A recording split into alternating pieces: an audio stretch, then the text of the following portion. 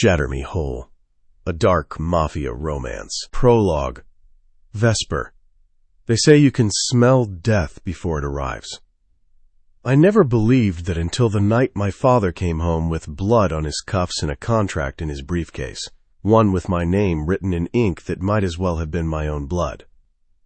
I was 22 years old, standing in the marble foyer of our estate in upstate New York, watching him ascend the stairs like a king returning from battle. His Italian loafers clicked against each step with the kind of precision that made servants scatter and grown men lower their eyes.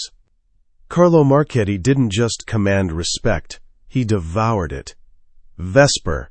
His voice carried down the hallway, smooth as aged whiskey but twice as dangerous. My study, now. I didn't move at first. My fingers were still wrapped around the medical journal I'd been reading, an article about pediatric cardiology that I'd never get to finish because my father didn't believe in dreams that didn't serve his empire. Vesper, sharper this time, a warning. I set the journal down on the console table, its pages falling closed with a whisper that sounded too much like goodbye. My reflection stared back at me from the gilded mirror above it.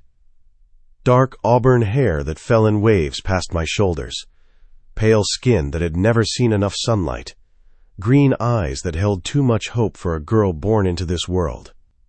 I looked like my mother, that's what everyone said anyway, before she died giving birth to my younger brother Dante. Before my father's grief turned to ice and his love turned to currency. The walk to his study felt longer than it should have. Each step down the Persian runner echoed in my ears, a countdown to something I couldn't name but could feel in the marrow of my bones. The house staff had already disappeared. They always did when my father's mood shifted like storm clouds gathering on the horizon. His study door was open, light spilling out into the darkened hallway like an invitation to hell.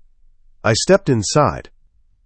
The room smelled of cigar smoke and old leather, of power brokered in shadows and blood spilled on handshakes. My father stood behind his mahogany desk, silhouetted against the floor-to-ceiling windows that overlooked our sprawling grounds. Beyond the glass, the city lights of New York glittered in the distance, a kingdom he'd built with ruthlessness and cunning. "Close the door," he said without turning around. I did. The click of the latch felt final, absolute. When he finally faced me, his expression was unreadable. The same mask he wore during business meetings, during funerals, during the rare moments when Dante or I dared to ask him for anything resembling affection. "Sit." I remained standing. Small rebellion, but rebellion nonetheless. His eyes narrowed. I said, "Sit, Vesper." "I'd rather stand." My voice came out steadier than I felt, which was a victory in itself. He stared at me for a long moment, then did something unexpected. He smiled. Not warmth, not humor, just the curve of lips that had ordered men's deaths without blinking. "You have your mother's stubbornness," he mused, moving around the desk with predatory grace. "It's both your greatest strength and your most irritating flaw." I said nothing. Experience had taught me that silence was often the safest response. He stopped in front of me, close enough that I could see the silver threading through his dark hair, the lines around his eyes that had deepened since my mother's death. For a moment, just a fleeting, foolish moment, I wondered if he was about to tell me he loved me, that he was proud of me for graduating top of my class, that he understood my dream of becoming a pediatric surgeon. Instead, he reached into his jacket and pulled out a photograph. "This," he said, holding it up between us, "is Kyro Volkov." The man in the photo looked like winter personified. Pale eyes, the color of frozen lakes, sharp cheekbones that could cut glass. Dark hair swept back from a face too beautiful to be entirely human. He wore a black suit that probably cost more than most people's cars, and his expression held the kind of emptiness that came from seeing too much darkness and becoming it. "The Bratva," I whispered, my throat suddenly dry. "The Pakhan," my father corrected, "leader of the Russian Bratva. 29 years old and already the most feared man in the eastern seaboard." He set the photo down on his desk with deliberate care. "And in 3 months he will be your husband." The words hit me like bullets. sharp, sudden, stealing the air from my lungs. "What?" I managed, though my voice sounded far away like it belonged to someone else. "You heard me." My father returned to his chair, settling into it with the ease of a man who'd just made a profitable deal. "The Marchetti and Volkov families have been at war for 15 years. 15 years of bloodshed, of territory disputes, of losses on both sides that have cost us millions." He picked up a crystal tumbler of bourbon, swirling the amber liquid. "This marriage will end that war." No, the word escaped before I could stop it, before I could think about consequences. His hand stilled. "No, I won't do it." My hands clenched at my sides, nails digging into my palms hard enough to draw blood. You can't sell me off like I'm some kind of commodity?" he finished, taking a slow sip of his drink. "But that's exactly what you are, Vesper. That's what we all are in this world. The sooner you understand that, the easier this will be." "I have plans." My voice cracked, betraying the panic rising in my chest. "Medical school, residency, You're supposed to do what's best for this family." He stood again, and this time there was steel in his movements. "Do you think I care about your dreams? Do you think your mother's death taught you nothing about the cost of being a Marchetti?" The mention of my mother felt like a slap. "She died bringing life into this world," I said quietly, dangerously. "Don't you dare use her to justify this." "She died doing her duty," he countered, voice rising, "just as you will do yours." "By marrying a monster?" I shot back. "By tying myself to the Bratva?" "They're animals, Father. You've said so yourself 100 times. "Yes, well," he drained his glass and set it down with a sharp clink. "Sometimes you make deals with animals to survive bigger predators." I stared at him, searching for any hint of the man who used to read me bedtime stories, who used to call me his little songbird because I hummed while doing homework. But that man, if he'd ever truly existed, was long dead. "I won't do it," I repeated, but the conviction had drained from my voice. "You will." He moved toward me, stopping so close I could smell the bourbon on his breath. "Because if you don't, I'll make sure Dante pays the price for your disobedience." My blood turned to ice. "You wouldn't." "Wouldn't I?" His smile was cruel, calculated. "Your brother is soft, Vesper, too soft for this life. But he's still useful, for now. Refuse this marriage, and I'll send him on a mission to the south side. You know what happens to soft boys in that territory." He knew. He knew that Dante was the only thing in this world I loved without reservation. My baby brother, 18, and still believing our father had a heart beneath the armor. "You're a bastard," I whispered. "I'm a businessman." He straightened his tie, the conversation clearly over in his mind. "The wedding is set for December 15th at the Cathedral of St. Augustine. Kyro Volkov has already agreed to the terms. You'll meet him next week at the engagement dinner." "I hate you." The words tasted like ash. "That's fine." He returned to his desk, already reaching for paperwork as if I'd ceased to exist. "You don't have to love me, Vesper. You just have to obey." I wanted to scream. Wanted to grab that crystal tumbler and throw it against the wall, watch it shatter into 1,000 pieces like my future was shattering right now. But I didn't. Because girls like me, daughters of monsters, learned early that anger was a luxury we couldn't afford. So instead I turned and walked toward the door, each step measured, controlled. "Vesper." I paused, hand on the doorknob, but didn't turn around. "Kyro Volkov doesn't believe in love," my father said, his voice carrying across the room like a eulogy. "He doesn't believe in mercy. The rumors say he killed his own father to take control of the Bratva, that he's left a trail of bodies across 3 continents. A pause. "But he's agreed to this marriage because he needs legitimacy in New York, and you'll give him that." "Lucky me," I said bitterly. "One more thing." I heard the creak of his chair as he leaned back. "He requested that you wear white at the engagement dinner. Virginal white. The disgust in his voice was palpable. Apparently, purity still matters to some men. I yanked the door open, desperate to escape before the tears I'd been holding back could fall. "Oh, and Vesper?" My father's voice followed me into the hallway. "Don't embarrass me. Kyro Volkov may be Bratva, but he's still a man who expects a wife who knows her place."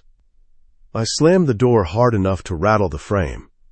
The hallway was empty, silent except for my ragged breathing.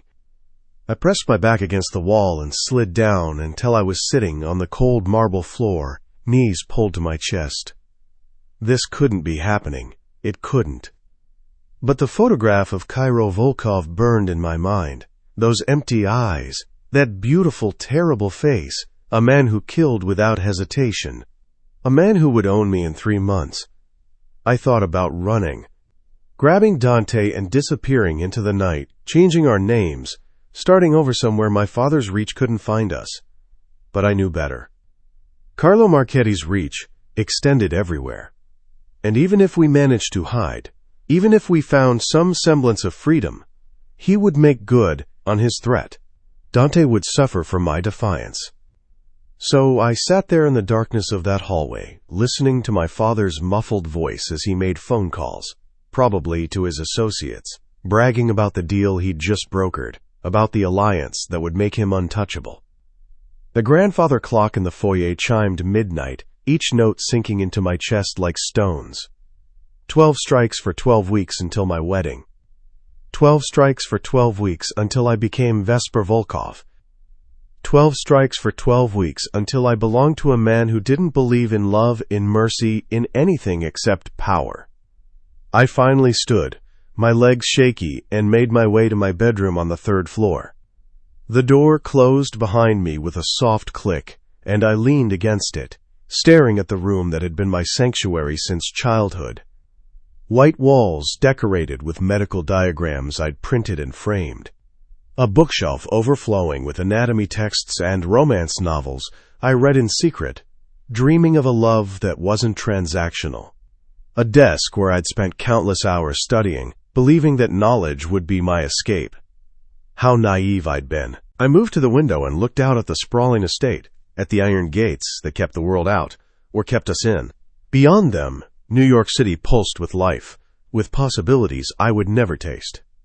My phone buzzed on my nightstand. A text from my best friend Sloan, "Still on for coffee tomorrow? Need to hear all about your dad's reaction to the Johns Hopkins acceptance." Johns Hopkins. The pediatric surgery program I'd worked my entire life to get into. The acceptance letter that had arrived yesterday, that I'd clutched to my chest like a lifeline. It didn't matter now. None of it mattered. I typed back. Something came up. "Rain check?" Her response was immediate. "Everything okay?" No. Nothing would ever be okay again. Yeah, I lied. Just family stuff. I set the phone down and moved to my closet, pulling out the white dress I knew my father would expect me to wear next week. It was beautiful, silk and lace, modest but elegant, the kind of dress a virgin bride would wear to meet her future husband. I held it up to my body and looked in the mirror. The girl staring back at me looked like a ghost, pale, hollow-eyed, already halfway to disappearing. "You can survive this," I whispered to my reflection. "You've survived worse." But even as I said it, I knew it was a lie. Because surviving my father's coldness, my mother's death, the isolation of this life, that was one thing. Surviving Kyro Volkov? That was something else entirely. I hung the dress back up and climbed into bed, pulling the covers over my head like I used to do as a child when thunderstorms scared me. But there was no hiding from this storm.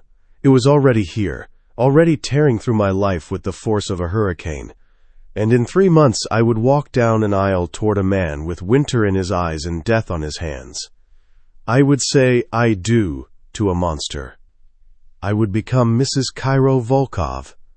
And somewhere in the darkness I could already feel pieces of myself beginning to shatter. Chapter 2. Vesper. The nightmare came every night now. Same scene, same terror, same inevitable ending. I'm walking down an endless aisle in a cathedral that stretches into darkness. My white dress weighs 1,000 pounds, dragging behind me like chains. At the altar stands Kyro, but his face is a void. Empty.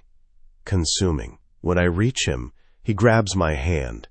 And suddenly, I'm drowning in ice water, screaming silently as he watches with those pale, dead eyes. I woke gasping, my sheets tangled around my legs, my heart hammering so hard I thought my ribs might crack. 3:47 a.m. The clock on my nightstand glowed accusingly in the darkness. 11 weeks until the wedding. I pressed my palms against my eyes, trying to slow my breathing, trying to convince myself that this was just stress, just fear, just my mind's way of processing the absolute clusterfuck my life had become. It didn't work. My phone buzzed on the nightstand, a sound that had become both familiar and dreaded over the past week. I knew without looking who it was. "Are you awake?" Kyro's texts always came at odd hours. 2 a.m., 4 a.m., sometimes during daylight, but usually in those dead hours when the world felt suspended between yesterday and tomorrow. I grabbed my phone, the screen's light burning my eyes. "No," I typed back, "I'm sleepwalking." 3 dots appeared immediately. He was always awake. I'd started to wonder if he slept at all, or if he was like some kind of vampire, existing in the darkness, waiting. "Funny, what are you really doing, Kodionok?" I hated that nickname. Hated how it made something in my stomach flutter every time I read it. "Having nightmares about you," I replied, because apparently exhaustion made me honest. "Good ones or bad ones?" "There are good nightmares?" "When I dream of you, they're very good." My breath caught.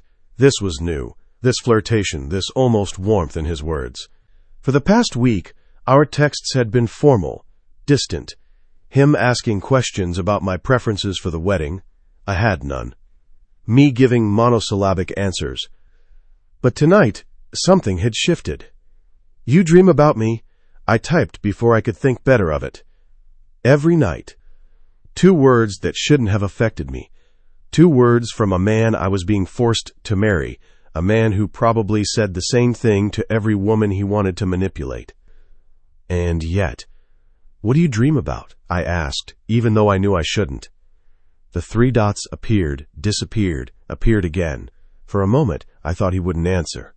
Then, "Touching you, tasting you, making you say my name in that breathy way you do when you're nervous."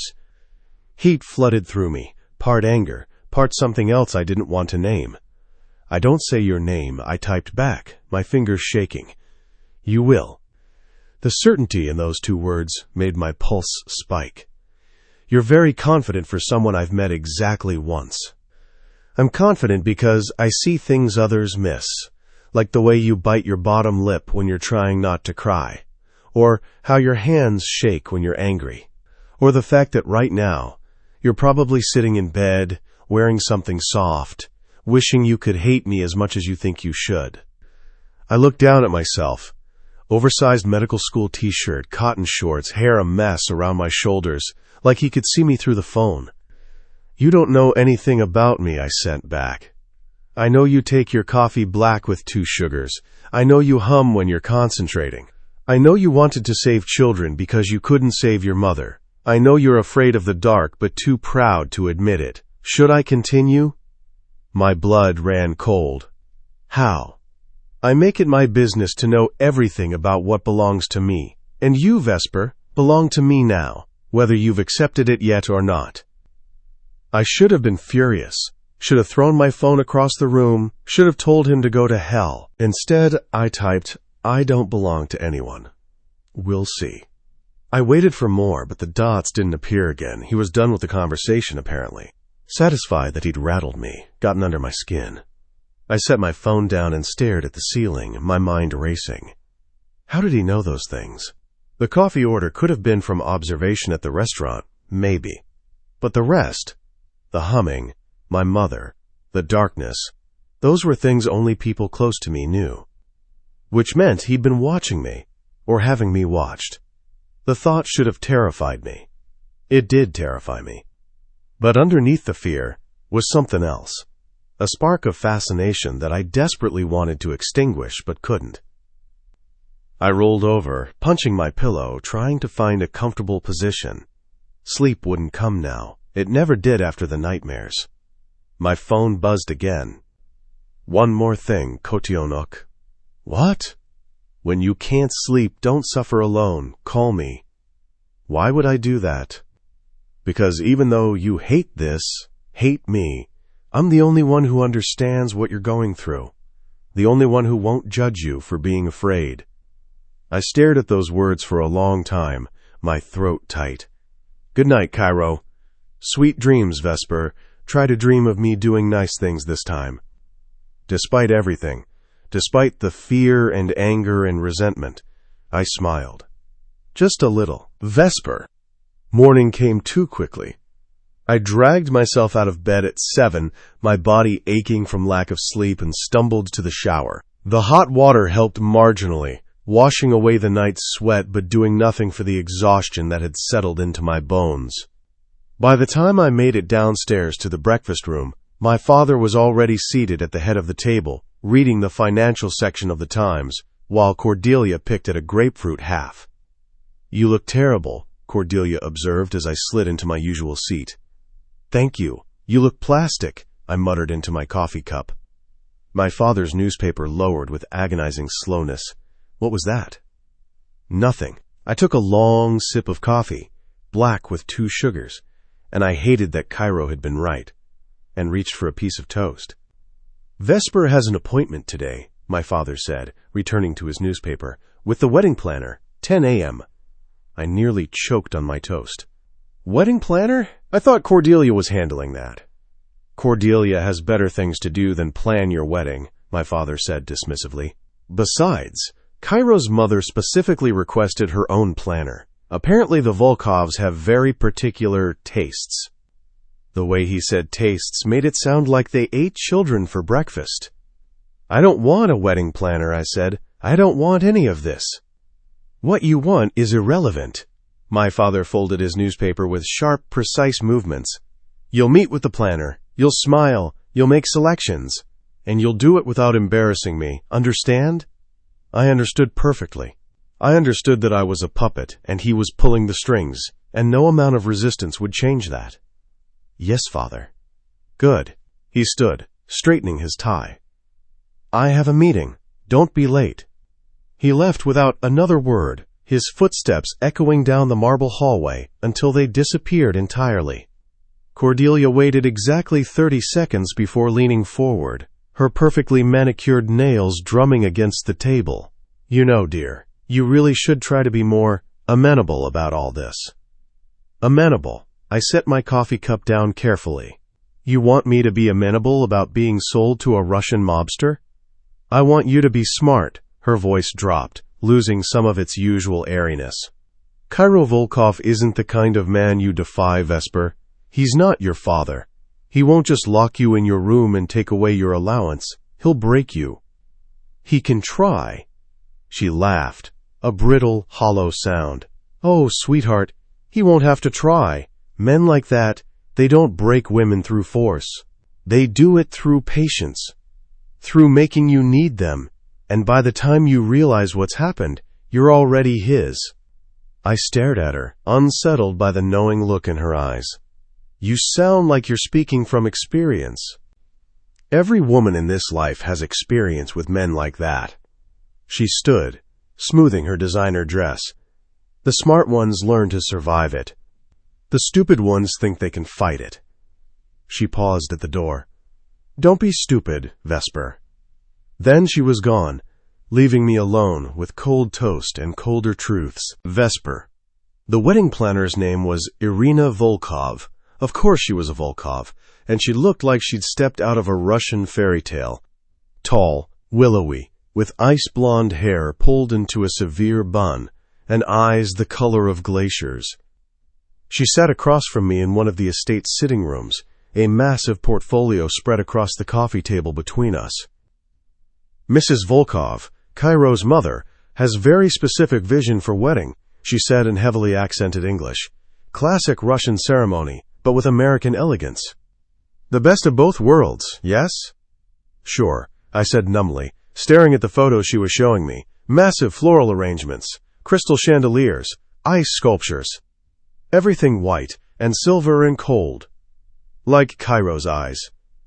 For flowers, we thinking white roses, white orchids, perhaps white peonies, if in season. Irina flipped to another page, and for dress. I get to choose my own dress, I interrupted. She blinked at me, clearly not used to being contradicted. Of course, but Mrs. Volkov has suggestions. I don't care what she suggests. My voice came out sharper than intended. I'll choose my own dress. Irina's lips pressed into a thin line. Very well, though I must warn you Mrs. Volkov will want approval. No. Miss Marchetti. I said no. I stood abruptly, unable to sit here another second looking at photos of my own funeral. This is my wedding. The only thing about it that's mine, so I choose the dress, and no one, not you, not Kyro's mother, not anyone, gets to approve it. Understood? For a moment, I thought she might argue. Then something shifted in her expression. Not quite respect, but close. Understood, she said quietly. I will inform Mrs. Volkov of your independence. You do that. I left her there, surrounded by her binders and fabric samples, and walked out into the estate's gardens. The November air was sharp, biting through my thin sweater. But I didn't care. I needed to breathe. Needed to feel something other than the suffocating weight of expectations. My phone buzzed. I heard you made Irina cry. I looked around instinctively, like Kyro might be hiding in the hedges. I didn't make her cry, I typed back. I just told her I'm choosing my own dress. Good. I want you in something you chose. Something you feel beautiful in. My fingers hovered over the screen. Why do you care what I feel? Because when I see you at that altar, I want to know that somewhere beneath the fear and the anger, there's a part of you that wants to be there. That's never going to happen. We'll see. Those two words again, like a promise and a threat wrapped into one. Stop saying that, I sent. Stop being so determined to hate me, and I will. You're making that very difficult by stalking me. I prefer the term protective observation. Despite myself, I laughed. Actually laughed, the sound startling in the quiet garden. That's definitely stalking. Semantics, kotionok. Are you warm enough? It's cold today. I looked down at my sweater, at the goosebumps on my arms. I'm fine. Liar, go inside before you get sick. You're not my keeper. Not yet, but in 11 weeks I will be. Humor me. I should have told him to go to hell. Should have stayed outside just to prove I could. Instead, I walked back toward the house, my traitorous body already warming at the thought of the fireplace in the library. Happy? I texted when I was back inside. Very. Now go read something. You always feel better when you read. How do you know that? Because I pay attention, Vesper, and I always will. Kyro. You're being too soft with her. I glanced up from my phone to find Mikhail standing in the doorway of my office, his arms crossed over his chest. I wasn't aware I asked for your opinion, I said mildly. You didn't. I'm giving it anyway. He stepped inside, closing the door behind him. The men are talking. They think you're going soft because of some Italian princess. The men can think whatever they want. I set my phone down, giving him my full attention. As long as they remember who signs their paychecks. Kyro. I'm not going soft, Mikhail. My voice hardened. I'm being strategic. Vesper isn't like the women we usually deal with. She's educated, strong-willed, and if I come at her with force, she'll shatter. And a shattered wife is useless to me. So you're what, courting her? With late-night texts? And concern about her being cold? I'm making her comfortable. I leaned back in my chair. I'm making her think that maybe I'm not the monster everyone says I am. And when she's comfortable, when she starts to trust me, I let the sentence hang. Then you control her, Mikhail finished. Exactly. He studied me for a long moment, and if it doesn't work, If she never breaks? I thought about Vesper in that white dress at the restaurant, the way she'd flinched when I touched her, the fire in her eyes when she demanded her own terms. Then I'll find another way, I said. But she will be mine, Mikhail, one way or another. He nodded slowly. Just don't forget who you are in the process. After he left, I picked up my phone again, staring at the last message I'd sent Vesper. I pay attention, and I always will. It was true. I did pay attention, had been paying attention since the moment my father first suggested this marriage alliance. I'd watched her, learned her routines, her habits, her fears. I knew she visited her mother's grave every Sunday morning. Knew she volunteered at a free clinic in Brooklyn under a fake name. Knew she cried sometimes when she thought no one could hear. I knew everything about Vesper Marchetti, except how to make her want me. That was the one thing all my surveillance, all my research couldn't tell me. How to make her look at me with something other than fear or resentment. My phone buzzed with a new message from her. "Stop watching me. It's creepy." I smiled, typing back, "I can't help it. You're fascinating." "I'm going to block your number." "No, you won't." "Why not?" "Because as much as you hate to admit it, you like our conversations. They're the only time you can be honest about how scared you are." Several minutes passed before she responded. "I hate that you're right." "I know, Kotionok. I know, Vesper." 2 weeks later, I stood in a bridal boutique in Manhattan, staring at my reflection in a wedding dress that cost more than most people's cars. It was beautiful. I couldn't deny that. Ivory silk that hugged my body before flowing into a dramatic train, delicate lace sleeves, a neckline that was modest but elegant. I looked like a bride. I felt like a prisoner. "It's perfect," the boutique owner gushed, adjusting the train. "Absolutely perfect. Your fiancé will—" "I'll take it," I interrupted, not wanting to hear what Kyro would think. Though, if I was honest with myself, which I tried very hard not to be these days, part of me wondered if he would like it, if those cold eyes would warm when he saw me in it. I hated that I cared. My phone buzzed in my purse. I knew without looking it was him. He always seemed to know when I was thinking about him, like he could sense it across the city. "How's dress shopping?" "Fine," I typed back with one hand while the boutique owner fussed with my hem. "Did you find one?" "Maybe." "Can I see it?" "Absolutely not. It's bad luck." "I don't believe in luck. I believe in making things happen." "Well, you're not seeing it until the wedding. Deal with it." "So bossy, Kotionok. I like it." Heat crept up my neck. "I'm not bossy. I'm just not letting you control everything." "I don't want to control everything. Just you." My breath caught. "That's not happening." "We'll see." "If you say 'we'll see' one more time, I'm blocking you." "Noted. Come to dinner with me tonight."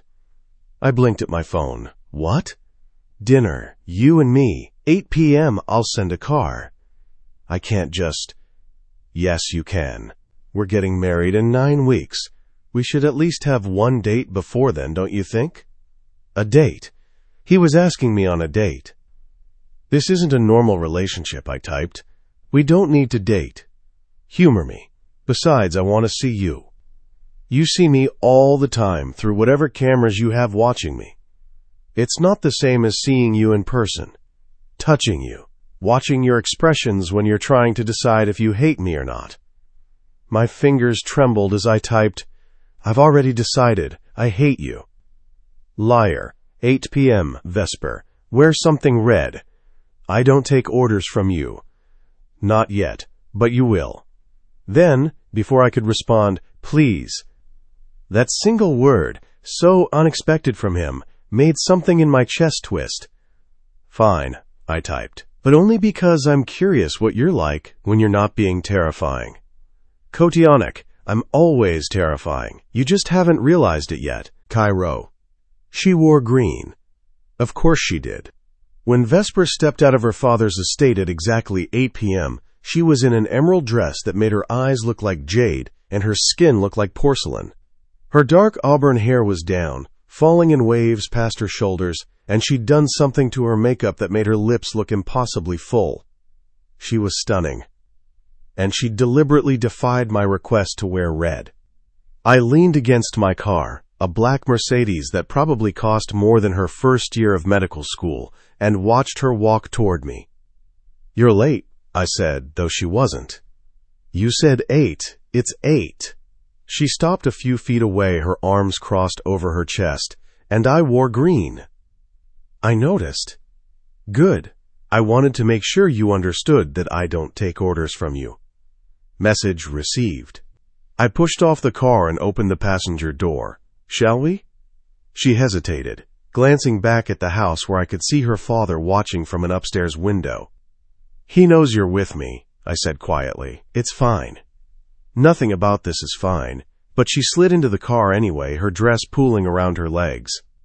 I closed the door and walked around to the driver's side, my mind already cataloging every detail, the way she smelled like jasmine and something sweeter, the way her hands were clenched in her lap, the rapid pulse visible in her throat.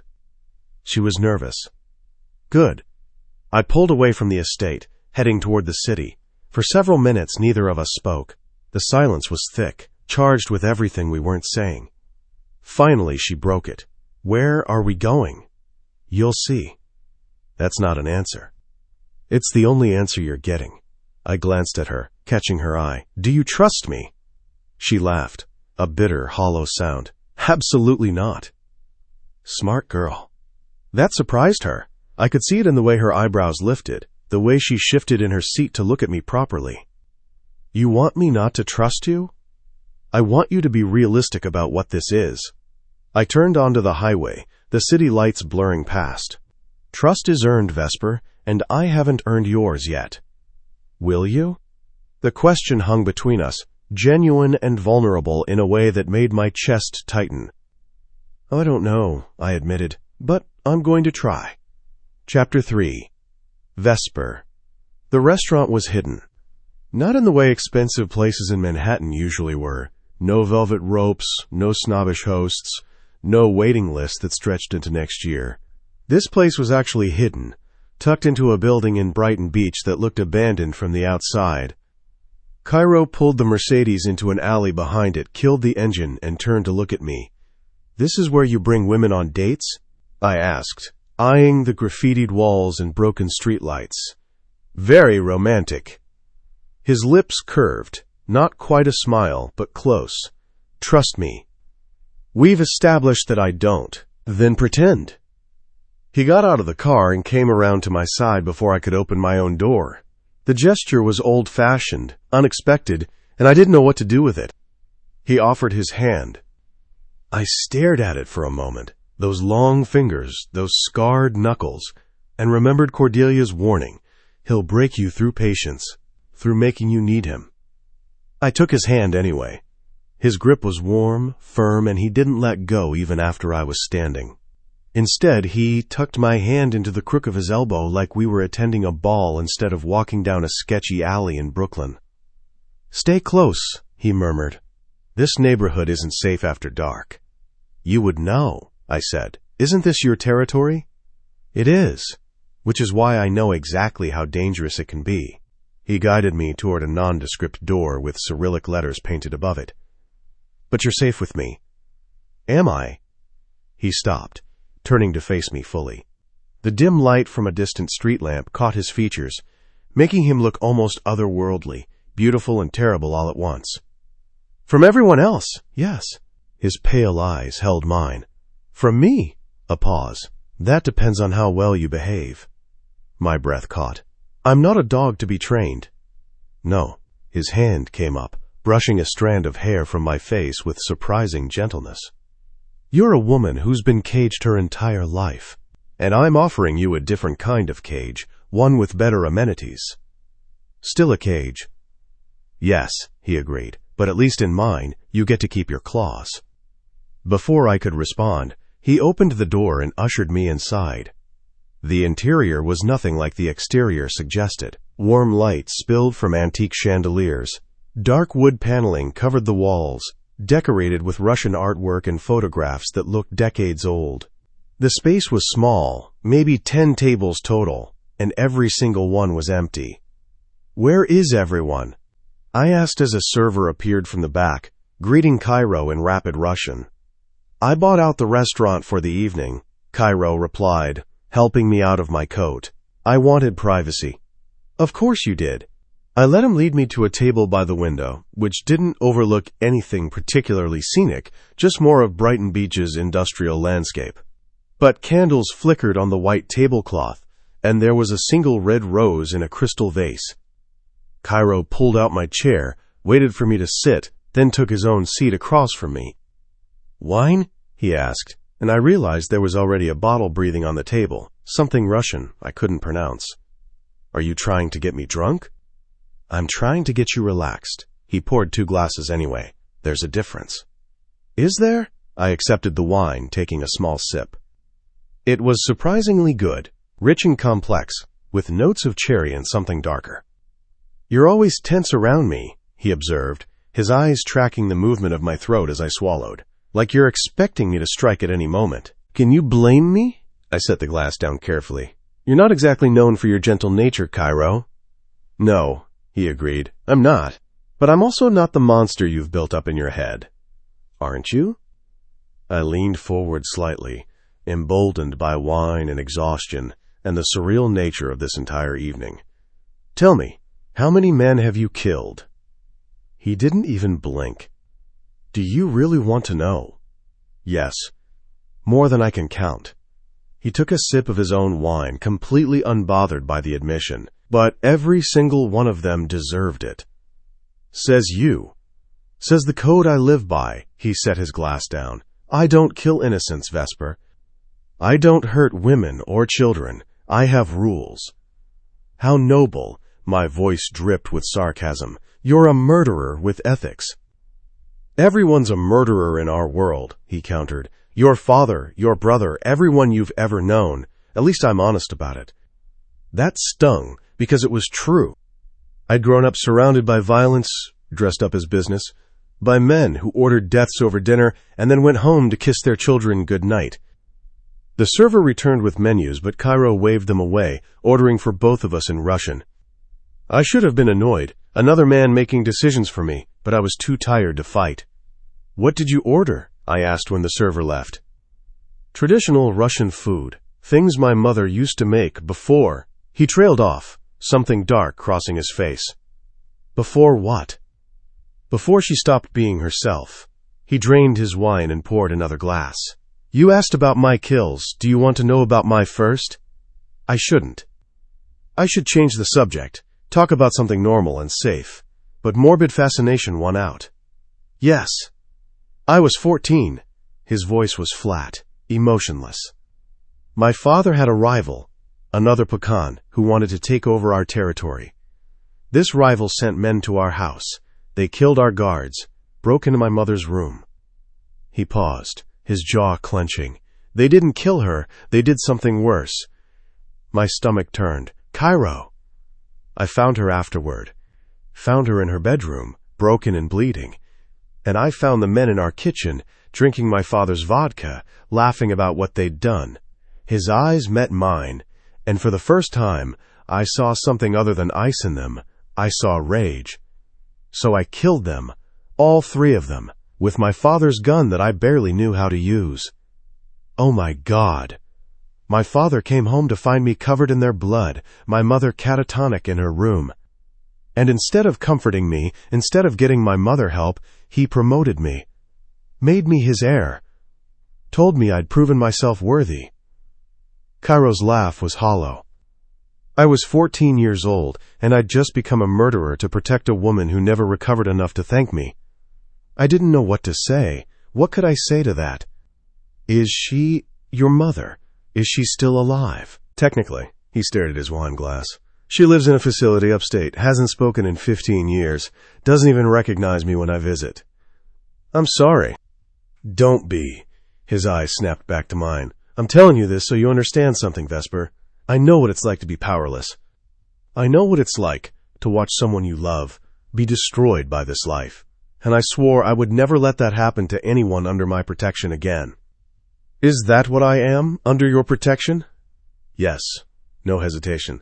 From the moment your father agreed to this marriage, you became mine to protect. And I take that responsibility seriously. Even though you're also the threat? A slight smile.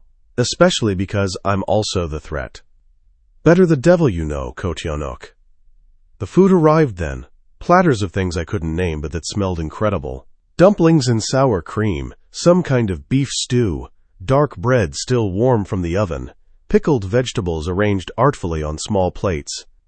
Kyro watched me take my first bite of the dumplings, his expression unreadable. "Well?" he asked.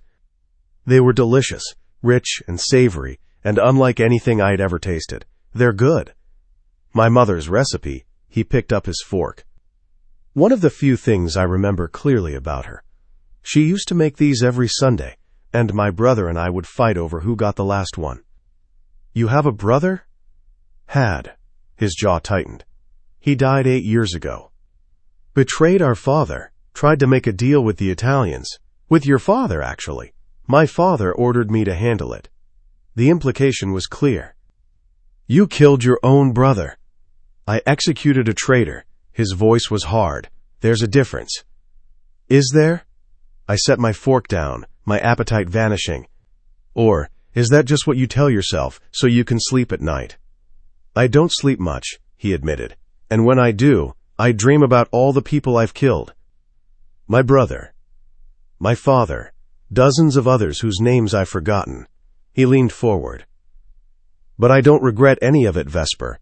Because every death kept my people safe, kept my territory secure. In our world, mercy is weakness." "That's the saddest thing I've ever heard." "Perhaps," he resumed eating, "but it's the truth, and I'd rather you know the truth about me now than discover it later and feel betrayed." We ate in silence for a while, the weight of his revelations hanging between us.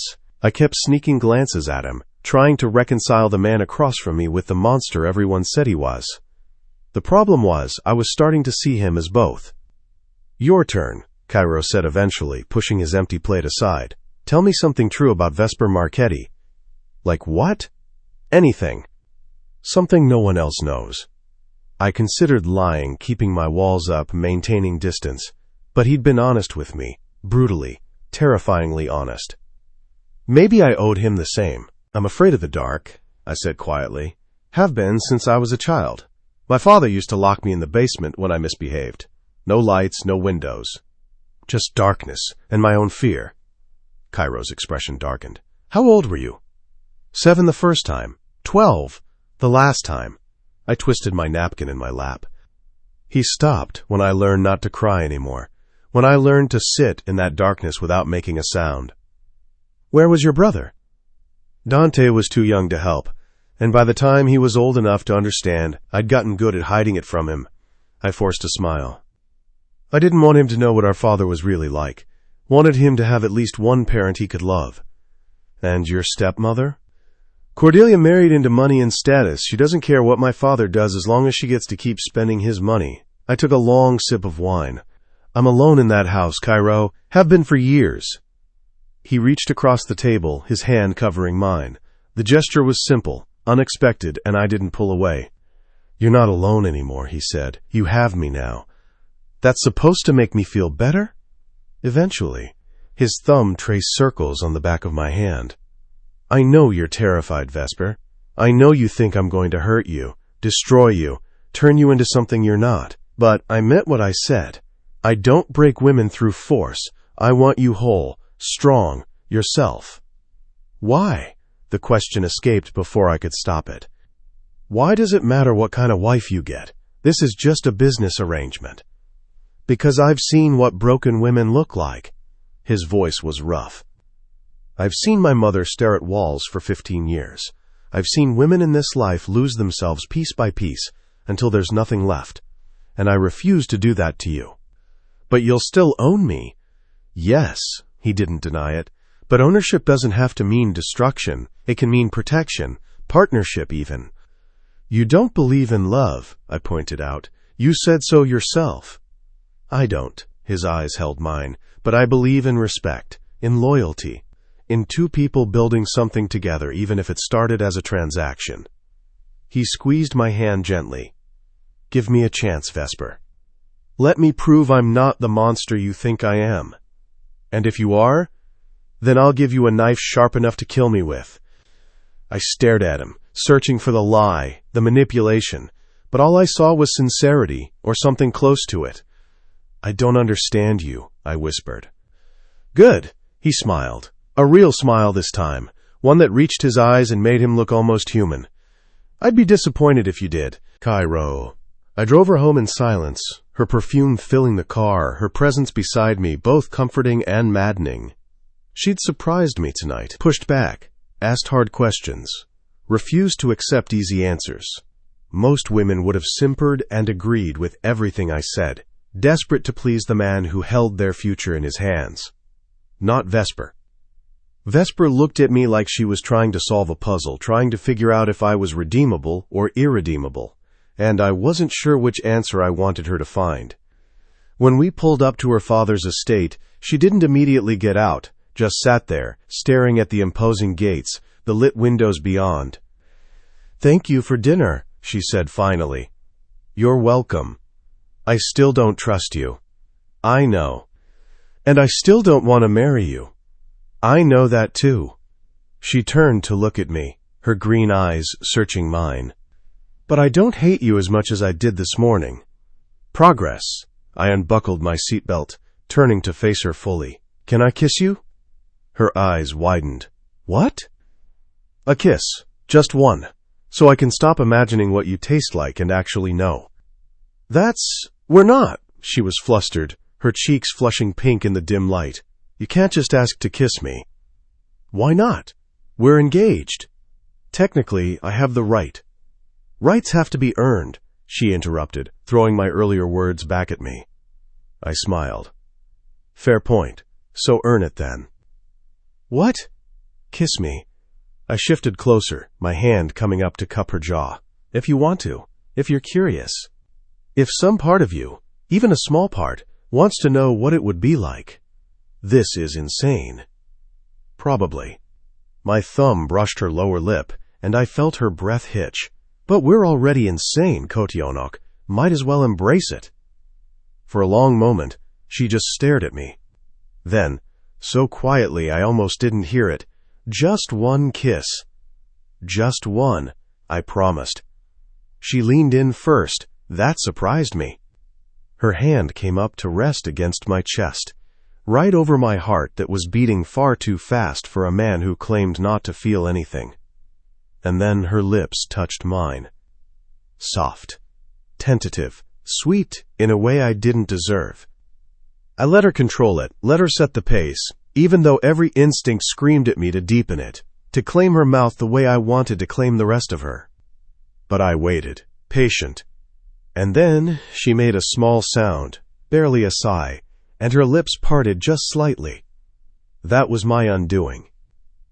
I pulled her closer, my hands sliding into her hair as I took over the kiss, showing her exactly what I'd been holding back. She tasted like wine and something sweeter, and she fit against me like she was made for this, made for me. When we finally broke apart, we were both breathing hard. "That was more than one kiss," she whispered against my lips. "Sue me." I pressed my forehead against hers. "I'm Russian. We don't follow rules well." She laughed. Actually laughed, and the sound did something dangerous to my chest. "I should go in," she said, but didn't move. "You should. My father's probably watching. Definitely watching. And you don't care?" "Kotionok, I just kissed you in front of your father's house. I stopped caring about his opinion the moment you agreed to have dinner with me." She pulled back, studying my face. "You're going to ruin me, aren't you?" "Probably." I brushed my thumb across her swollen lips. "But I'll make it good." "I promise." This time when she got out of the car, she looked back. "Same time next week?" I called through the open window. "Maybe." But she was smiling. "Text me." "Always do." I waited until she was safely inside before driving away, my mind replaying that kiss on an endless loop. Mikhail was right. I was going soft. But as I thought about Vesper's taste, her laugh, the way she'd leaned into me, I found I didn't care. Let me go soft. Let me be weak. As long as she kept looking at me like maybe, just maybe, I wasn't entirely a monster. Vesper. I made it to my bedroom before the panic attack hit. My hands shook as I locked the door, my breath coming in short, sharp gasps. What had I done? I'd kissed him. Actually kissed him. Let him touch me, hold me, make me feel things I absolutely should not be feeling for a man who'd admitted to being a killer. My phone buzzed. Breathe, Kotionok. In for 4, hold for 7, out for 8. You know the pattern. How did he? I can practically feel your panic from here. Do the breathing exercise. I wanted to throw my phone. Wanted to scream at him for getting in my head, for making me want him when I should despise him. Instead, I did the breathing exercise. And it helped. Better, he texted. How did you know I was panicking? Because I know you. And I know that kiss scared you. Not because you didn't want it, but because you did. I sat on my bed, staring at that message. I don't want to want you, I typed. I know, but you do anyway, and that's okay, Vesper. We have time. 8 more weeks to figure this out. What if we can't? Then we'll figure it out after the wedding. I'm patient. I can wait. For what? For you to realize I'm not the enemy, that we're on the same side. We're not on the same side. You're a killer. And you're going to be a killer's wife. Might as well make peace with it now. I should have argued. Should have told him he was wrong, that I'd never make peace with this. But my lips still tingled from his kiss, and my heart still raced from the memory of his hands in my hair. Good night, Kyro, I typed instead. Sweet dreams, Kotionok. Try not to dream about killing me this time. No promises. I wouldn't expect any. Sleep well, beautiful. I set my phone down and fell back on my bed, staring at the ceiling. 8 more weeks until I became Vesper Volkov. 8 more weeks until my life as I knew it ended. And somehow, terrifyingly, I was starting to think that might not be the worst thing in the world. Chapter 4. Vesper. The nightmare came back with a vengeance. But this time, it was different. I was still walking down that endless aisle, still wearing that suffocating white dress. But when I reached the altar, Kyro's face wasn't a void anymore. It was real. Those pale eyes watching me with an intensity that stole my breath. And when he took my hand, instead of drowning, I felt safe. That's when I woke up screaming. Because somehow, feeling safe with him was more terrifying than any nightmare. It was 4 a.m. Rain hammered against my window, the storm that had been threatening all evening, finally breaking. I grabbed my phone with shaking hands, thought about texting Kyro, then stopped myself. This was exactly what he wanted, me turning to him, needing him, becoming dependent on him. I wouldn't give him that satisfaction. Instead, I threw on a hoodie over my sleep shirt and crept downstairs to the library. Maybe reading would help. Maybe I could lose myself in someone else's story and forget about my own for a while. The house was dark, silent, except for the storm outside. My father was probably asleep in his wing with Cordelia. Dante was away at some conference our father had sent him to, keeping him busy, keeping him out of the way. I was alone. The library was my favorite room in the estate, floor-to-ceiling bookshelves, a fireplace I'd spent countless hours reading beside, leather chairs that had molded to my body over the years. I turned on a single lamp, grabbed a blanket, and curled up in my usual spot. I'd just opened a medical journal, old habit, even though it didn't matter anymore, when my phone buzzed. You're awake. My heart jumped. I looked around instinctively, like he might be hiding in the shadows. How do you always know? I told you. I pay attention. Bad dream? I shouldn't answer, shouldn't engage, but exhaustion and loneliness made me honest. Yes. About me? Does it matter? It does when you wake up screaming. I froze. How do you know I was screaming? Several seconds passed. Then, your window was open. Sound travels. You're outside my house. Not a question. I'm keeping you safe. You're stalking me. Semantics. Come outside. Absolutely not. Vesper, come outside. I'm getting soaked standing in your garden like some lovesick teenager. Despite everything, despite my fear and anger and confusion, I smiled. You're not a teenager. No, but I'm definitely lovesick. Now come outside before I catch pneumonia and you have to feel guilty about it. I wouldn't feel guilty. Liar, you're a doctor. You're physiologically incapable of not caring when someone's sick. He had a point. Against my better judgment, I grabbed my raincoat from the hall closet and slipped out the French doors that led to the garden. The rain was cold, brutal, soaking through my coat within seconds. I couldn't see him at first, just shadows and the occasional flash of lightning illuminating the manicured hedges. Then, over here. I followed his voice to the gazebo at the far end of the garden, the one my mother had loved, the one no one used anymore. He stood just under its roof, his dark hair plastered to his head, his suit completely ruined. You're insane, I said, climbing the steps to join him under the shelter. Probably. He pulled off his jacket and draped it around my shoulders. It was wet, but it was warm from his body heat. You're shivering. It's freezing out here. Then why did you come? Good question. Why had I come? Because you asked me to, I admitted quietly. Something shifted in his expression. Surprise, maybe, or something deeper. That's the first time you've done something just because I asked. Don't get used to it. Too late. He reached out, brushing rain from my face. Tell me about the nightmare. It's nothing. Vesper. His voice was gentle. Tell me. Maybe it was the darkness, or the rain, or the fact that we were alone in a way we'd never been before. Maybe it was exhaustion. But I told him, I dream about the wedding, about walking down the aisle toward you, and usually you're empty, a void. And I drown. I wrapped my arms around myself. But tonight was different. How? Tonight you were real, and I felt... I trailed off, unable to finish. Safe, he offered quietly. I looked up at him, rain dripping from my eyelashes.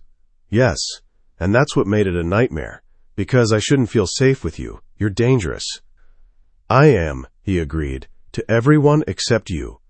How can you promise that? Because I've spent my entire life becoming dangerous so I could protect the things I care about, and now I care about you. He stepped closer, his hand coming up to cup my face. I know you don't believe me yet. I know you think this is manipulation or strategy or some elaborate game, but I swear to you, Vesper, on my mother's memory, on my brother's grave, I will never hurt you. You're hurting me now by forcing this marriage. No. His thumb traced my cheekbone. Your father is forcing this marriage. I'm just trying to make it survivable. That's not good enough. I know. He leaned his forehead against mine. But it's all I have to offer right now. Survival, safety, and eventually maybe something more. Like what? I don't know yet.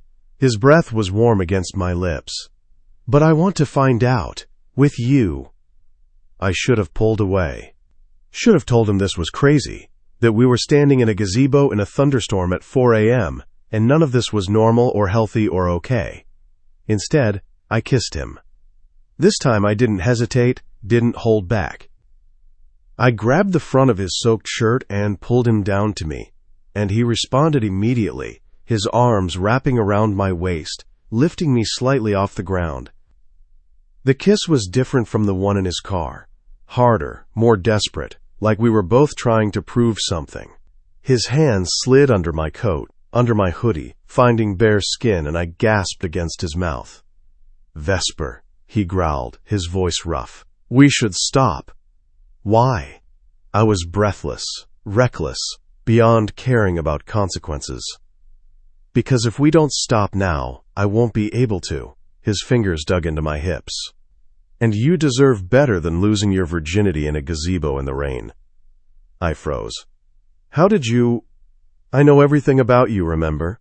He set me down gently, his hands still on my waist. And I'm not going to take that from you until you actually want to give it to me. Not until you're sure. I hate that you're being noble right now. He laughed, pressing a soft kiss to my forehead. Trust me, Kotionok, there's nothing noble about what I'm thinking. But I can wait. I'm good at waiting. We stood there in the rain-soaked darkness, his arms around me, my head against his chest where I could hear his heart racing just as fast as mine. You should go back inside, he said eventually, before your father wakes up and finds us. Will you leave? Eventually. I want to make sure you're safe first. Kyro, I'm in my own house. I don't care. I'm not leaving until I see you lock your bedroom door behind you. Possessive, controlling, and somehow in that moment I didn't mind. 7 weeks, I said against his chest. What? 7 weeks until the wedding. We should spend more time together, if we're going to make this work. I felt him tense, then relax. Are you asking me on a date, Vesper Marchetti? Don't make me regret it. Wouldn't dream of it. He pulled back to look at me, his eyes bright even in the darkness. Lunch tomorrow. I'll pick you up at noon. I'll think about it. No, you won't. You'll be ready at noon, wearing something that makes you feel beautiful, because you want to see me just as much as I want to see you. Your ego is showing. My ego is well earned. He kissed me again, soft and quick. Now go, before I change my mind about being noble. I didn't want to leave. Didn't want to go back to my empty room, my empty life. But I forced myself to step away, to walk back toward the house. Vesper, he called when I was halfway across the garden. I turned. I'm going to marry you in 7 weeks, and I'm going to spend the rest of my life making sure you never regret it. Kyro. I watched her disappear into the house, watched the light turn on in her bedroom window, watched until I saw her shadow move across the curtains and knew she was safe. Only then did I allow myself to acknowledge what had just happened. She'd kissed me, really kissed me. Not because I'd manipulated her or cornered her or given her no choice. She'd kissed me because she wanted to. My phone buzzed with a text from Mikhail. Please tell me you're not still standing in her garden like a creep. I'm standing in her garden like a romantic. There's a difference. There really isn't. Get in the car before someone calls the cops. Her father owns the cops. Even more reason to leave before he shoots you for trespassing. He had a point. Reluctantly, I made my way back to where I'd left my car 2 blocks away, trying not to think about how good Vesper had felt in my arms. How right. Mikhail was waiting in the driver's seat, because apparently I'd been deemed too lovesick to drive myself. You're pathetic, he said as I slid into the passenger seat. I'm aware. The men are starting to talk. They think you've lost your edge. Let them talk. I stared out the window as Mikhail pulled away from the curb. In 7 weeks, Vesper will be my wife. Our alliance with the Marchettis will be solid. And anyone who questions my edge will discover exactly how wrong they are. And if she runs, if she decides at the last minute she can't go through with it, she won't run. I was certain of that now, after tonight. She's starting to understand. Understand what? That I'm the best option she has, the safest choice in a world of dangerous men. That's a low bar. Maybe, but it's honest. I pulled out my phone, typed a quick message to Vesper. Lock your door. Sweet dreams. Her response came immediately, already did, and stop watching my window, stalker. How did you know? Because I'm learning to think like you, which is either progress or a sign I'm losing my mind. Probably both. Sleep well, Kotionok. You too, Kyro. I stared at that text for longer than I should have, my chest doing something unfamiliar and uncomfortable. You're smiling, Mikhail observed. You never smile. I'm not smiling. You are, like an idiot. Drive faster. I need to get home before I do something stupid. Too late for that, Mikhail muttered. Way too late. Vesper. Lunch with Kyro. Became dinner with Kyro. Became coffee with Kyro, became seeing him almost every day. We were 6 weeks out from the wedding when he showed up at my volunteer clinic in Brooklyn. I was in the middle of stitching up a cut on a kid's forehead, 10 years old, fell off his bike, needed 5 stitches, when I sensed him before I saw him. That prickle of awareness that had become familiar. I finished the last stitch, gave the mother instructions for care, and sent them on their way before turning to find him leaning against the door frame of the exam room. "You're really good at that," he observed. "I'm really good at a lot of things you'll never see, because you made me quit medical school." The bitterness in my voice surprised even me. "I didn't make you quit." He stepped into the room, his expensive suit completely out of place in this rundown clinic. "Your father did, and I told you, you can go back, finish your degree online, in person, however you want. It's not the same." "I know." He stopped in front of me, his eyes scanning my face, "which is why I have a proposition." "I don't like the sound of that." "You haven't heard it yet." He pulled an envelope from his jacket. "I've been talking to the dean of Columbia Medical School. You could transfer your credits, join their program in the fall, continue your training." I stared at the envelope. "What's the catch?" "No catch. You'd be my wife by then, which means you'd have security with you at all times. But you could still practice, still become the surgeon you want to be." My hands trembled as I took the envelope. "Why would you do this?" "Because watching you give up your dreams is like watching someone die slowly, and I told you, I don't want to break you." He tucked a strand of hair behind my ear. "I want you whole, Vesper, even if that means sharing you with your career." I opened the envelope. Inside was an acceptance letter to Columbia, contingent on my transfer application. "This is already approved," I whispered. "I may have made a generous donation to their new children's hospital wing. You bought my admission. I bought you an opportunity." His voice was firm. "What you do with it is up to you." For the first time since my father told me I was getting married, I felt something other than despair. I felt hope. "Thank you," I said, and meant it. "You're welcome." He glanced around the clinic. "Now show me what you do here. I want to understand this part of you." So I did. I introduced him to Dr. Chen, the elderly physician who ran the clinic.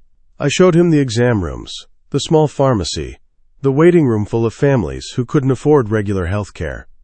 And Kyro feared Pakhan, ruthless killer, asked questions, actually listened, pulled out his checkbook, and wrote a donation that made Dr. Chen's eyes water. "Why?" I asked when we left the clinic hours later, stepping into the evening air. "Why? What? Why do you care about this place?" "Because you care about it." He opened the car door for me. "And I'm learning that what matters to you matters to me, even if I don't fully understand it yet." In the car, I turned to him. "I'm still scared of you sometimes." "Good. You should be." He started the engine. "But maybe you're also starting to like me a little." "Maybe." I bit my lip, against my better judgment. "That's all I ask." He reached over, lacing his fingers through mine. "Give me a chance, Vesper. Let me prove I can be what you need." 6 weeks until the wedding. 6 weeks until my life changed forever. And for the first time, I wasn't sure if that was entirely a bad thing. Chapter 5. Vesper. 4 weeks until the wedding, and I was standing in my bedroom staring at a pregnancy test. Not because I was pregnant. We hadn't slept together, hadn't even come close despite the increasing heat between us. But because my period was 3 days late, and panic had sent me to the pharmacy at 6 a.m. like some kind of paranoid teenager. Negative. Of course it was negative. I threw it in the trash and sat on the edge of my bathtub, my hands shaking with relief and something else I didn't want to examine too closely. Disappointment, maybe. Which was insane, because the last thing I needed was to be pregnant while marrying a man I was still trying to figure out if I could trust. My phone buzzed. "You're up early." I'd stopped being surprised by his timing, couldn't sleep.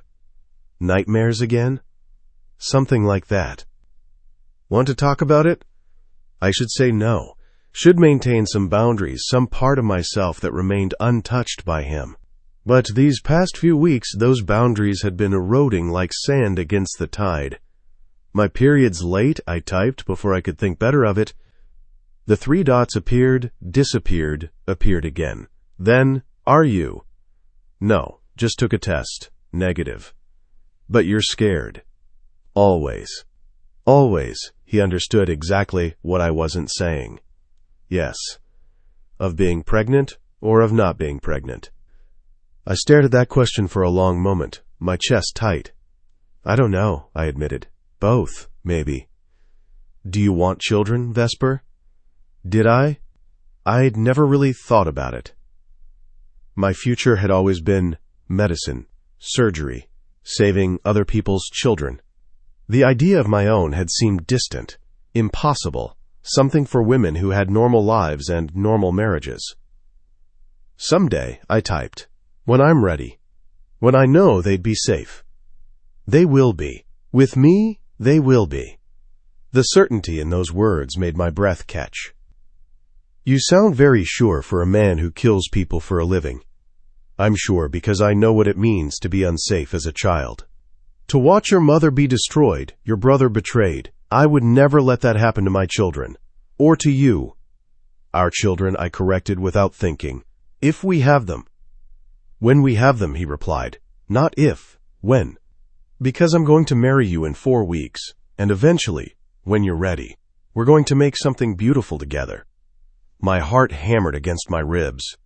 You're very presumptuous. I'm very patient. There's a difference. Now get dressed. I'm taking you somewhere. It's barely 7 a.m. Perfect timing. Wear something comfortable.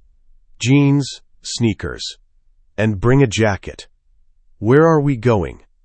You'll see. I'll be there in 30 minutes. He hung up before I could argue. Vesper. He wasn't lying about the timing. Exactly 30 minutes later, I walked out of the estate to find him leaning against his Mercedes, looking impossibly good in dark jeans and a black Henley that showed off his arms. Casual Kyro was somehow more dangerous than suited Kyro. Less armor, more of the man underneath. Morning, Kotianuk, he said, his eyes tracking over me in a way that made my skin prickle. You look beautiful. I glanced down at my jeans and Columbia hoodie. I look like I just rolled out of bed. Exactly. He opened the passenger door. Beautiful. I slid into the car, my pulse already elevated just from being near him. That had been happening more and more lately, this physical awareness that made my body hum whenever he was close. Are you going to tell me where we're going? I asked as he pulled away from the estate. Eventually, he reached over, lacing his fingers through mine on the center console. But for now, just trust me. I'm working on it. I know. His thumb traced circles on my palm. You're doing better than you think. We drove in comfortable silence. When had silence with him become comfortable, heading out of the city and into upstate New York? The early morning sun painted everything in shades of gold and amber, and I found myself relaxing for the first time in days. An hour later, Kyro turned off the highway onto a smaller road that wound through dense forest. Eventually, we reached a set of iron gates that opened automatically as we approached. Kyro! Wait, he said softly. Just wait. We drove up a long, tree-lined driveway that opened onto a clearing, and I gasped. The house was stunning. Not a mansion like my father's estate, or the kind of cold, modern monstrosity I'd expected. This was warm, a sprawling craftsman-style home built from stone and wood, with huge windows that faced a lake, gardens that looked wild but intentional, and a wrap-around porch with a swing. What is this place? I asked as he parked. Ours, he turned to me. If you want it. I don't understand. Our home, Vesper. I know you hate my penthouse in the city. Too cold, too modern, too much glass and steel. So I found this. Bought it 3 weeks ago. It needs work, renovations, your touch. But it could be ours. A place where we build our life together. I stared at the house, my throat tight. You bought this for me? For us. He got out, came around to open my door. Come on, let me show you. The interior was even better than the exterior. Hardwood floors that creaked slightly underfoot. A massive fireplace in the living room. A kitchen with windows overlooking the lake. Bedrooms upstairs, each one bright and airy. and in one wing, separated from the rest of the house. "An office," Kyro said, opening double doors. "For you, to study, to work on your medical cases. Soundproof, private, your space." The room was large, empty, except for built-in bookshelves and a window seat overlooking the garden. I could already picture it. My desk by the window, medical texts lining the shelves, a comfortable chair for reading. "Kyro," I whispered, "this is too much." "It's not enough." He came up behind me, his hands settling on my shoulders. "You're giving up so much for this marriage, your freedom, your dreams, your choice. The least I can do is give you a home that doesn't feel like a prison." I turned to face him, studying his expression. "Why are you doing this? Really? Don't say it's strategy or alliance or business. Tell me the truth." He was quiet for a long moment, his pale eyes searching mine. Then, "Because when I look at you, I don't see a transaction anymore. I see the woman I'm going to wake up next to for the rest of my life, and I want her to be happy." "You don't believe in love," I pointed out, even as my heart raced. "No," he tucked a strand of hair behind my ear, "but I believe in this. In you and me figuring out how to make something work. In building a life that doesn't destroy us both." His voice dropped. "And I believe that what I feel when I look at you is as close to love as someone like me is capable of." I should have been scared. Should have pulled away, maintained distance. Instead, I reached up and pulled his mouth down to mine. The kiss was different this time. Slower, deeper, full of everything we weren't saying. His hands slid into my hair, angling my head so he could take the kiss deeper, and I let him. Let him back me against the wall. Let him press his body against mine until I could feel every hard line of him. "Vesper," he groaned against my mouth, "we should stop." "Why?" My hands fisted in his shirt. "We're engaged. This house is ours. Why should we stop?" "Because I promised I'd wait until you were sure."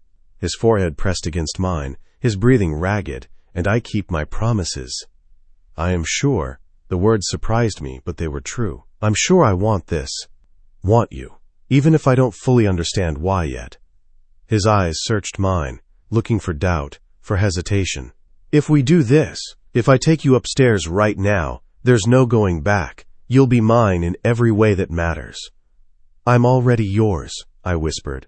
"The contract, the ring, the wedding, in 4 weeks. I'm already yours, Kyro. This just makes it real." Something shifted in his expression, heat and possession, and something almost tender. "Upstairs," he said, his voice rough. "Now, Kyro." I'd imagined this moment 1,000 times. In the dark hours when I couldn't sleep, I'd pictured Vesper beneath me, around me, saying my name in that breathy way she did when she was overwhelmed. I'd fantasized about claiming her, marking her, making her understand on a visceral level that she belonged to me. But reality was so much better than imagination. I carried her upstairs. She laughed when I scooped her up, the sound bright and unexpected, and kicked open the door to what would be our bedroom. It was empty except for a mattress I'd had delivered yesterday, still wrapped in plastic. "Very romantic," Vesper said against my neck. "I didn't plan this." I set her down gently. "I just wanted to show you the house. I wasn't expecting." "Me to jump you?" She smiled, and it transformed her face. "Surprise." "Best surprise I've ever had." I cupped her face, searching her eyes one more time. "Are you absolutely sure? Because once I start, I won't be able to stop." "Then don't stop." She pulled her hoodie over her head, revealing smooth pale skin and black lace underneath. "Take what's yours, Kyro." Those words, "what's yours," shattered the last of my control.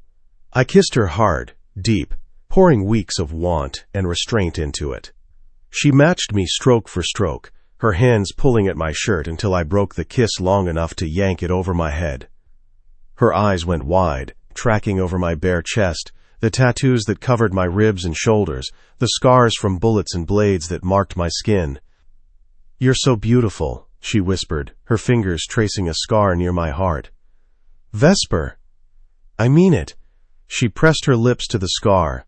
"Beautiful and terrifying and mine." "Mine." I groaned. backing her toward the mattress. We fell together in a tangle of limbs and desperate kisses. I took my time despite the urgency screaming through my blood, mapping every inch of her skin with my hands and mouth, learning what made her gasp and what made her arch into me. "Kyro," she breathed when I finally settled between her thighs. "Please." "I've got you, Kochionok." I pressed a kiss to her forehead, then her lips. "I've got you." I took her slowly, carefully, watching her face for any sign of pain. She tensed at first, her nails digging into my shoulders, but then she relaxed and, God, she was everything. Tight and warm and perfect, and when she whispered my name like a prayer, I knew I was completely, irrevocably hers. After, we lay tangled together on the bare mattress, her head on my chest, my fingers trailing through her hair. "That was," she trailed off. "Yeah," I agreed. She propped herself up on my chest, studying my face. "You're different after, softer." "Only with you." I traced her swollen lips. "Only ever with you. Promise me something. Anything. Promise me we'll always be honest with each other, even when it's hard, even when the truth hurts." Something in my chest tightened. There were things I hadn't told her yet. Operations I ran, deals I'd made, the darkness that still lived in my world. But I meant what I said. "I promise," I told her, "no more secrets between us." It was a promise I would come to regret. But in that moment, with Vesper soft and trusting in my arms, I believed it absolutely. Vesper. We spent the entire day at the house. Kyro ordered furniture delivered, a bed frame, a couch, enough to make the place livable. We christened the kitchen counter, the shower, the office he'd created for me. By evening, I was sore and exhausted and happier than I'd been in months. "We should head back," I said reluctantly as the sun started to set. "My father will wonder where I am." "Let him wonder." Kyro pulled me back against his chest, his arms wrapping around my waist. "Stay with me tonight." "Here?" "Here, in our house, in our bed." He pressed a kiss to my shoulder. "Let me wake up with you at least once before the wedding." I should say no, should maintain some propriety, some semblance of the life I'd had before. But I didn't want to. "Okay," I whispered. We ordered takeout, ate it sitting on the floor in front of the fireplace Kyro had gotten working. And later, much later, we fell asleep tangled together in our new bed, in our new house, in this new life we were building. I woke once in the middle of the night, disoriented until I felt Kyro's arms around me, heard his steady breathing beside me. For the first time in longer than I could remember, I wasn't afraid of the dark. Because I wasn't alone in it anymore. Chapter 6. Vesper. 2 weeks before the wedding, everything fell apart. It started with a phone call at 3 a.m. I woke to Kyro's phone buzzing violently on the nightstand, his body going rigid beside me before he grabbed it and answered in clipped Russian. I didn't understand the words, but I understood the tone. Cold, deadly, absolute. When he hung up, his face was carved from ice. "What's wrong?"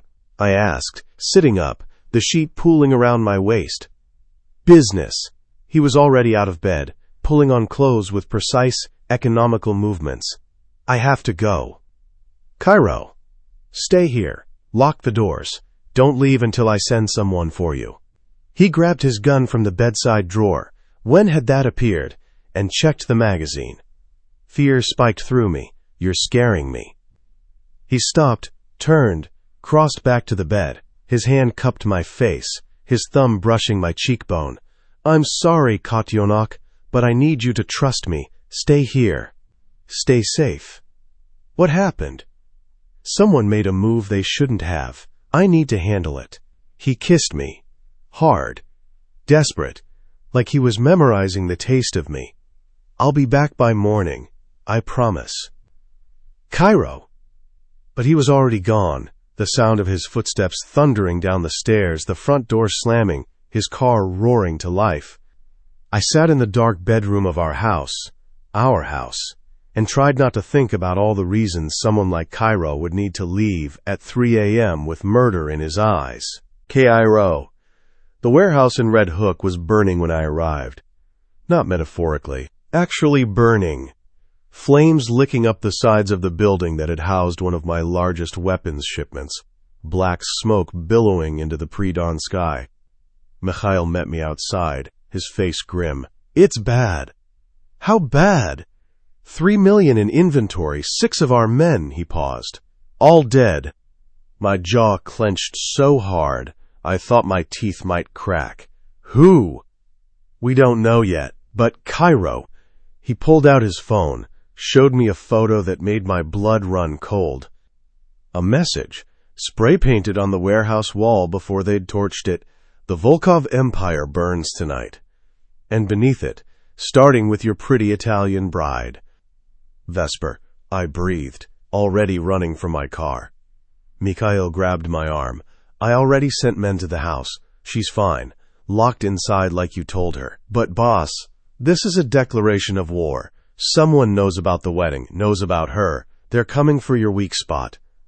"She's not a weak spot." My voice was lethal. "She's my wife." "She's not your wife yet, and whoever did this wants to make sure she never becomes your wife." He pulled up another photo. This one a surveillance shot of Vesper and me at a coffee shop last week, her laughing at something I'd said, my hand covering hers on the table. "They've been watching you, watching her. This isn't random, Kyro. This is personal." My mind raced through possibilities. Rival Bratva factions who'd opposed my leadership. Italian families who resented the alliance with the Marchettis.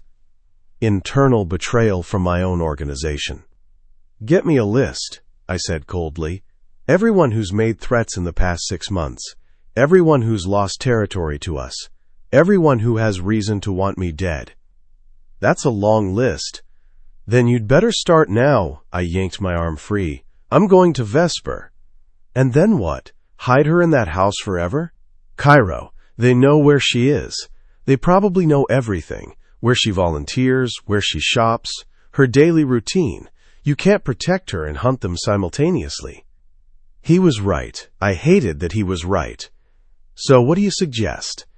"Move up the wedding. This week. Tomorrow, if possible. Once she's legally your wife. Once that alliance with the Marchettis is official and binding. Anyone who touches her declares war on 2 families, not 1. Mikhail's expression was hard. "It's your best play." "She'll never agree to it." "Then don't give her a choice." Vesper. I was pacing the bedroom when headlights swept across the windows. My heart leaped. Kyro. But then I heard multiple car doors slamming, voices in Russian, and suddenly there were footsteps everywhere. I grabbed my phone, ready to call 911, when the bedroom door burst open.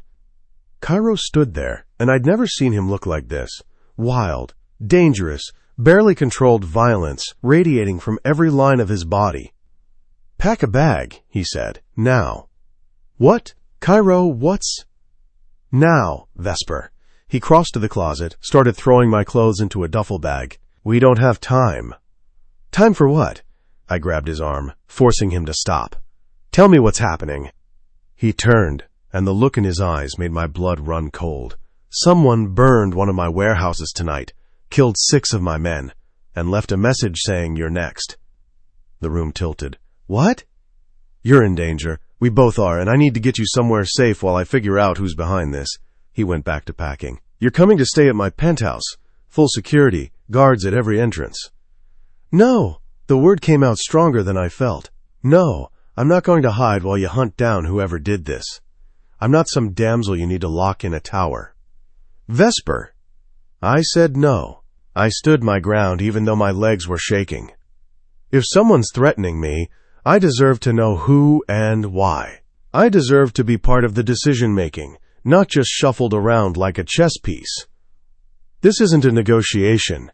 His voice was ice. "You're my responsibility, my future wife. And I will do whatever it takes to keep you safe, including making decisions you don't like." "Then maybe we shouldn't get married." The words burst out before I could stop them. "If this is what our life is going to be, you making all the choices, me following orders, then maybe this was a mistake." He went very still. "You don't mean that." "Don't I?" Tears stung my eyes.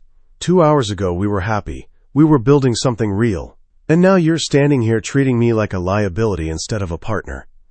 Because you are a liability. The moment the words left his mouth, I saw him realize his mistake. Vesper, I didn't mean... Yes, you did. I took a step back. That's what I am to you, isn't it? A weakness. A vulnerability. Something that needs to be protected and controlled and managed. That's not. He ran a hand through his hair, frustration and fear warring on his face. You're twisting my words. I'm hearing the truth. I grabbed the duffel bag from him. Fine.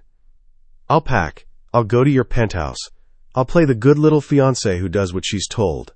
But don't expect me to be happy about it. Vesper.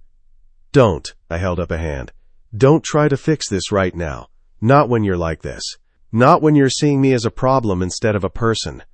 I finished packing in silence, his eyes burning into my back the entire time.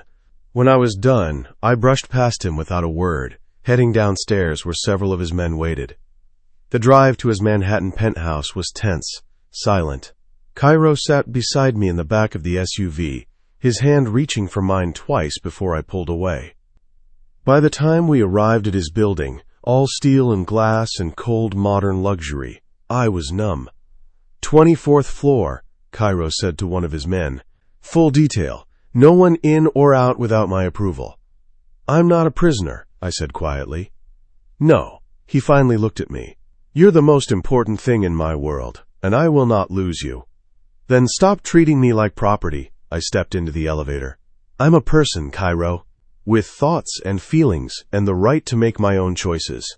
And if you can't see that, then we have a much bigger problem than whoever burned your warehouse. The elevator doors closed on his stricken expression. Vesper. The penthouse was everything I'd expected. Sleek, modern, soulless. Floor-to-ceiling windows overlooked the city, but all I could see was a gilded cage. I spent the next 3 days there, watching Kyro come and go at odd hours, his face getting harder with each passing day. He tried to talk to me, brought me coffee the way I liked it, ordered food from my favorite restaurants, sat beside me in the evenings even though I barely spoke. But the distance between us grew with every hour. On the 4th day he came home at noon, unusual, and found me staring out the window. We need to talk, he said. So talk. The wedding, we're moving it up. I turned to stare at him. What? This Saturday. 3 days from now. His voice was firm. Once we're married, once the alliance is official, you'll be safer.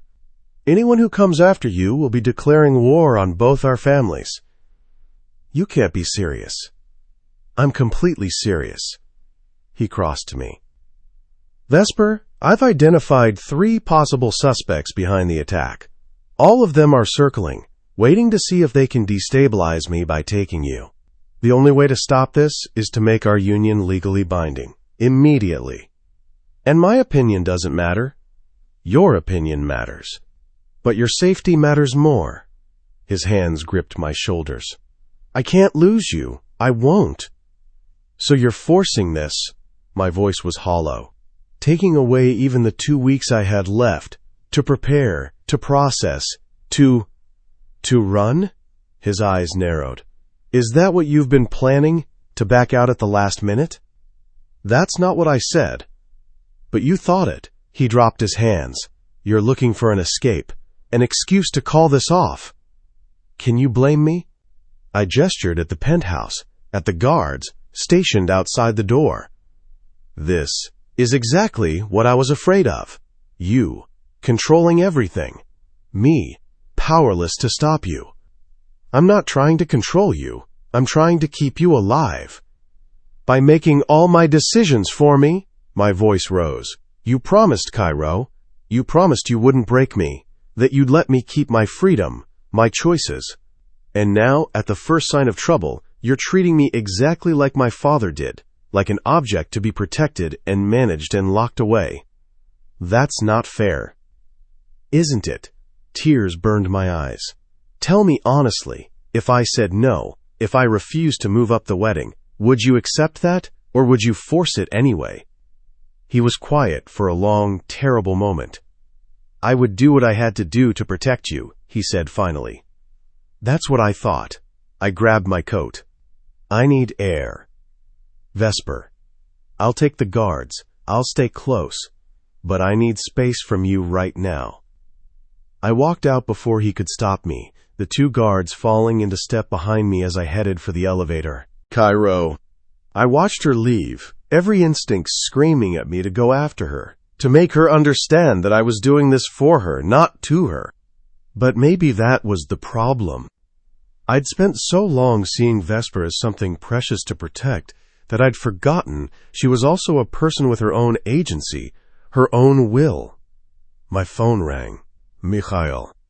We found him, he said without preamble. Dmitry Volkov, your cousin. He's been working with the Calabrese family to destabilize your leadership. My cousin. Family betrayal, the oldest story in our world. Where is he? Safe house in Queens, waiting for you. I'm on my way. I grabbed my jacket. And Mikhail? Make sure he's still breathing when I get there. I want him to see my face when I end him. Understood. I left instructions with the guards to watch Vesper, to keep her safe, to call me the second she returned. Then I went to do what I did best, eliminate threats. Vesper? I was 3 blocks from the penthouse when it happened. One moment, I was walking down Fifth Avenue, the guards flanking me trying to clear my head. The next, a black van screeched to a stop beside us. Doors flew open, men in masks poured out, gunfire erupted. I screamed as one of Kyro's guards went down, blood blooming across his chest. The other guard shoved me behind him, returning fire, but there were too many of them. Someone grabbed me from behind, a cloth pressed over my mouth and nose, sweet, chemical, suffocating. The world tilted, went dark. And the last thought I had before consciousness fled was, Kyro was right. I should have stayed inside. Chapter 7. Kyro. Dmitry was already broken when I arrived. Mikhail believed in efficiency. He'd worked my cousin over enough to make him compliant, but kept him conscious enough to appreciate what was coming. Dmitry hung from chains in the basement of our safe house, his face a mess of blood and bruises, several teeth missing. Kyro, he slurred when I walked in. Cousin, we can work this out. I didn't let him finish. My fist connected with his jaw, snapping his head to the side. You killed 6 of my men, burned 3 million in inventory, and threatened my fiancée. The Italian whore? He laughed, then coughed blood. You've gone soft for pussy, cousin. The old Kyro would never. Another punch. This one broke his nose. Her name, I said softly, dangerously, is Vesper, and she's worth more than your entire miserable existence. She's a liability. Dmitry spat blood at my feet.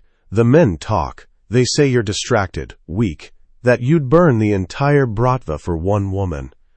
They're right.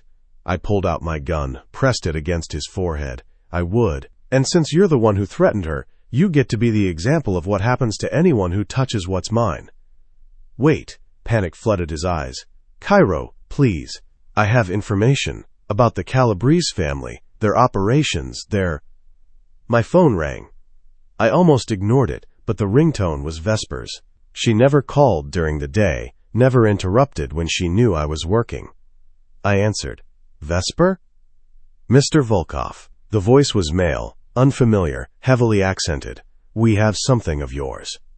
Every muscle in my body went rigid. Who is this? Someone who wants to negotiate. Your woman for... I didn't hear the rest. The roaring in my ears drowned everything out except one word. Taken.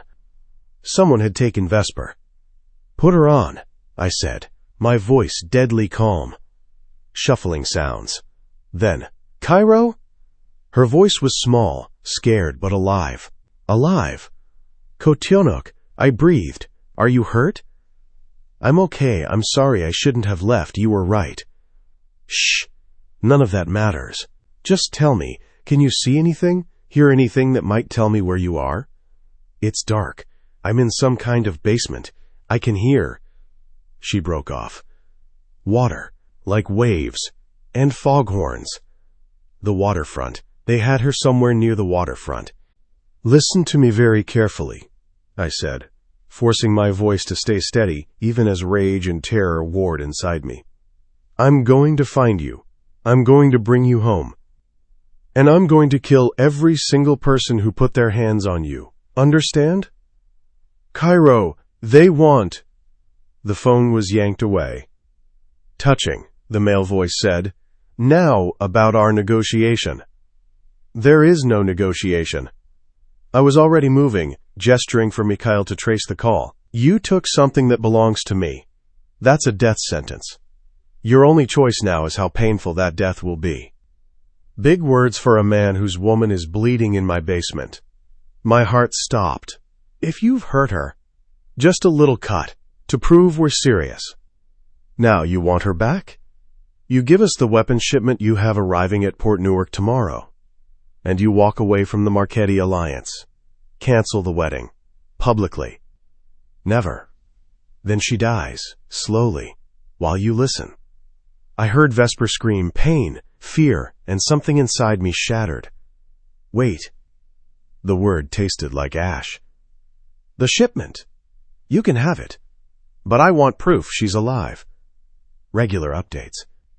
And if I find out you've touched her again, you're in no position to make threats, Volkov. We'll contact you with drop instructions. The line went dead. I stood there, phone in my hand, my entire world collapsing around me. Boss? Mikhail's voice was quiet. We traced the call.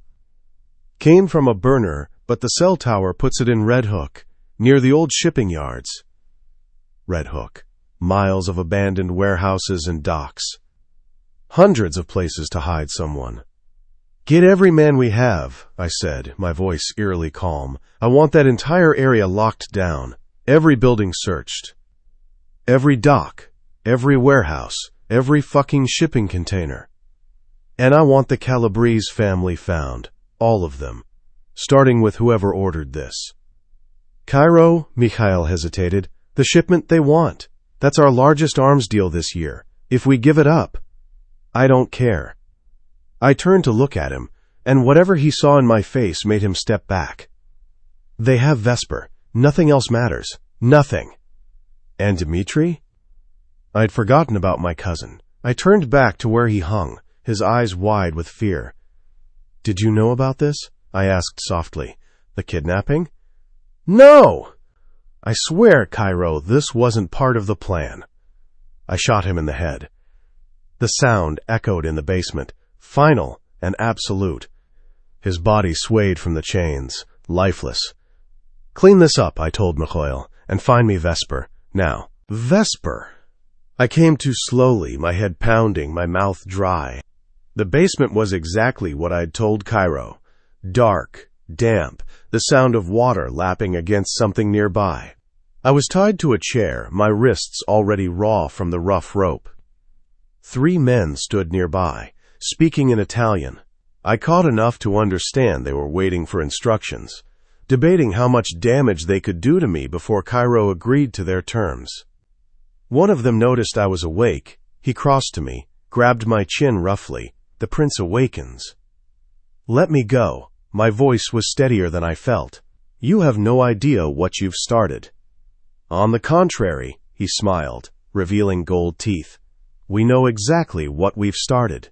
The fall of Kyro Volkov, the Russian who thought he could marry into Italian society, who thought he could take what wasn't his. I'm not property to be taken. No, he laughed. Then why is Volkov ready to give up millions for you? Why is he burning his own empire to get you back? He leaned closer, his breath hot against my face. You're a weakness, and weaknesses must be exploited. He'll kill you. I said it with absolute certainty. All of you. Slowly. Maybe. But first we need to send him a message. Proof that we're serious. He pulled out a knife. I tried not to scream when he cut me. A shallow slice across my upper arm, just deep enough to bleed, but the sound escaped anyway. He held the phone to my ear, let Kyro hear me scream, then pulled it away before I could say anything else. After the call ended, they left me alone in the darkness. I don't know how long I sat there. Could have been minutes, could have been hours. Time became elastic, meaningless. But I thought about Kyro, about the house we'd bought together, the bed we'd christened, the future we were supposed to build. About how I'd walked out angry, how the last real conversation we'd had was a fight. About how I might die before I got the chance to tell him I was sorry, that I understood he'd been trying to protect me, that despite everything, the fear and the doubt and the complications, I loved him. I loved Kyro Volkov. The realization hit me like a freight train. I loved the man I'd been forced to marry, the killer with winter eyes and careful hands, the monster who'd shown me tenderness, who'd bought me a house with gardens and an office for my dreams. I loved him, and I might never get to tell him. Footsteps on the stairs made me tense. One of the guards returned, checking my bindings, making sure I was still secure. "How much is he offering for you?" he asked conversationally. "You're Russian. How much is one Italian princess worth?" "I'm not a princess." "No?" He circled me slowly. "Marchetti daughter, marrying into the Bratva, uniting two families. That makes you valuable. Question is, how valuable?" "Valuable enough that Kyro will find me." I said it with more confidence than I felt. "And when he does, you'll beg for death." "Brave words." He grabbed my hair, yanked my head back. "Let's see how brave you are when—" The lights went out. Gunfire erupted upstairs. Rapid, professional, deadly. My guard cursed, pulled his own weapon, started toward the stairs. He made it 3 steps before a single shot dropped him. More gunfire, shouting in Russian and Italian, the sound of bodies hitting the floor. Then silence. Footsteps descended the stairs, slow, measured, terrifying. A flashlight clicked on, nearly blinding me. Vesper. Kyro's voice. I'd never heard anything more beautiful. He crossed to me in 2 strides, dropping to his knees, his hands frantically checking me over. "Are you hurt? Did they—" "I'm okay," my voice broke. "I'm okay, Kyro." He found the cut on my arm, and I saw his expression go murderous. "I'm going to kill them, all of them, slowly." "You already did, didn't you?" I gestured to the ceiling, where ominous silence had replaced the earlier chaos. "Not slowly enough." He pulled out a knife, started cutting through my bindings. Not nearly slowly enough. The moment I was free, I threw my arms around his neck. "I'm sorry. I'm so sorry. You were right. I should have stayed." "No." His arms came around me, crushing me against him. "No, Kotionok, you were right. I was treating you like property, like something to be managed. This is my fault. All of it." They would have found a way regardless. I pulled back to look at him, really look at him. His face was splattered with blood. None of it his, and his eyes were wild. "Kyro, your hands are shaking." "Because I almost lost you," his voice cracked. "I was 10 minutes away, 10 minutes from being too late." "But you weren't." I cupped his face. "You found me. Because you were smart. The details you gave me, the water, the foghorns, that's what saved you." "And you." I pressed my forehead to his. "You saved me, Kyro." More footsteps on the stairs. Mikhail appeared, his own weapon drawn. "All clear, boss. The Calabrese men are dead. But we should move. NYPD will have heard the shots." "Can you walk?" Kyro asked me. "Yes." He lifted me anyway, cradling me against his chest as he carried me up the stairs. I buried my face in his neck, trying not to look at the carnage he'd left behind. Bodies everywhere, blood painting the walls, the cost of taking what was his. Outside, the pre-dawn air was sharp and cold. 3 black SUVs waited, engines running. Kyro slid into the back of the middle vehicle with me still in his arms, refusing to let me go even to sit properly. "Hospital?" Mikhail asked from the driver's seat. "Home," Kyro said. "Our home, not the penthouse." He meant the house with the garden and the lake. The place we'd chosen together. The drive took an hour. Kyro spent it holding me, pressing kisses to my hair, my forehead, my temple. His hands never stopped moving, checking my pulse, my breathing, reassuring himself I was alive. I love you, I said quietly. He went very still. What? I love you. I looked up at him. I realized it when I thought I might die. That I love you, Kyro Volkov. Despite everything. Because of everything.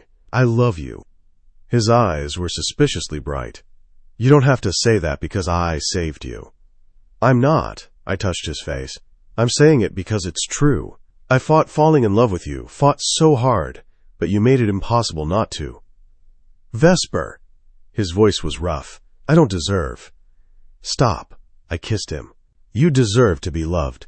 And I love you, if you'll have me. If I'll... He laughed, the sound broken. Kotionok, I've been yours since the moment you demanded your own terms at that first dinner.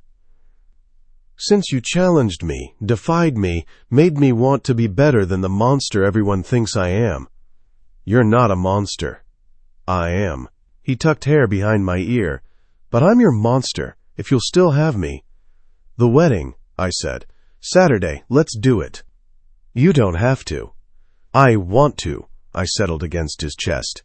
I want to marry you, Kyro, not because my father demands it, or because of some alliance, because I choose you. His arms tightened around me. Then Saturday it is. But first you're seeing a doctor, and sleeping, and letting me take care of you. So bossy. You love it. And God help me I did. Chapter 8. Vesper. Saturday morning dawned clear and cold, the December sun painting everything in shades of gold. I woke in our bed at the lake house, Kyro's arms wrapped around me from behind, his breath warm against my neck. We'd spent the past 2 days here, recovering, healing, refusing to let the outside world intrude. He'd tended to the cut on my arm himself, cleaning it with surprising gentleness, bandaging it carefully. He'd made me eat, even when I wasn't hungry, held me through nightmares about the basement, whispered promises in Russian that I didn't understand but felt in my bones. And now, in a few hours, I would walk down an aisle and become his wife. You're thinking too loud, Kyro murmured against my shoulder. Sorry. I turned in his arms to face him, just nervous. Second thoughts? His eyes searched mine, vulnerable in a way I rarely saw. About marrying you? No. I traced the scar through his eyebrow. About walking into a cathedral full of people who probably want to kill us. Maybe. Fair concern. He pressed a kiss to my forehead. But I'll be at that altar waiting for you. And nothing, no one, will stop you from reaching me. I promise. How many guards did you hire? Enough. His smile was dangerous. The Cathedral of St. Augustine will be the most secure building in New York today. Snipers on the roof, men at every entrance, background checks on every single guest. Very romantic. Very necessary. He rolled me beneath him, settling between my thighs. Because I'm not taking any chances with you. Not today. Not ever. Kyro, we don't have time. We have exactly enough time, he interrupted, his hand sliding beneath my sleep shirt, for me to remind you why you're marrying me. I laughed, then gasped as his fingers found where I was already wet for him. That's not fair. Nothing about this is fair, Kotionok. He pushed inside me slowly, watching my face. You've ruined me for anyone else, made me feel things I swore I'd never feel. The least you can do is marry me. Such a hardship, I managed, wrapping my legs around his waist. The worst. He started moving, slow and deep, being loved by you. Having you in my bed every night. Building a life with the most beautiful, stubborn, brilliant woman I've ever met. Kyro. I love you, he said, and the words stopped my breath. He'd said them before, in the quiet moments, but never like this. Raw and open and completely unguarded. I love you, Vesper, more than I thought I could love anything. More than I thought someone like me was capable of. I pulled him down for a kiss, pouring everything I felt into it. Show me. So he did. After we lay tangled together, the morning sun streaming through the windows, and I thought, this is what I was afraid of losing. Not my freedom, not my dreams. This connection, this feeling of being known and cherished and safe. I should let you get ready, Kyro said reluctantly. Your brother will be here soon to take you to the cathedral. And Sloane, you did invite her, right? My maid of honor. Yes, I invited her. I stretched, wincing slightly as the cut on my arm pulled. Though, I still can't believe you let me tell her everything. She's your best friend. And she passed the background check. His hand traced my spine. Besides, I like her. Anyone who threatened to castrate me if I hurt you has my respect. She didn't. She did. Very explicitly, he grinned. I think we'll get along fine. A knock at the bedroom door made us both freeze. Vesper? Dante's voice. You decent? Give us 5 minutes, I called, scrambling for clothes. Kyro took his time getting dressed, completely unbothered by my frantic movements. You know he knows we're sleeping together, right? You live here now. That's different from him catching us in bed together on my wedding day. I threw a pillow at him. Have some decorum. Decorum. He caught the pillow, his eyes dancing. Says the woman who just...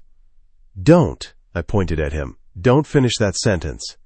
He laughed. Actually laughed. And it transformed his face completely. 10 minutes later, I opened the door to find Dante waiting in the hallway, looking uncomfortable in his tuxedo. At 19, my brother was still growing into himself, all long limbs and sharp angles, with our mother's dark eyes and our father's stubborn jaw.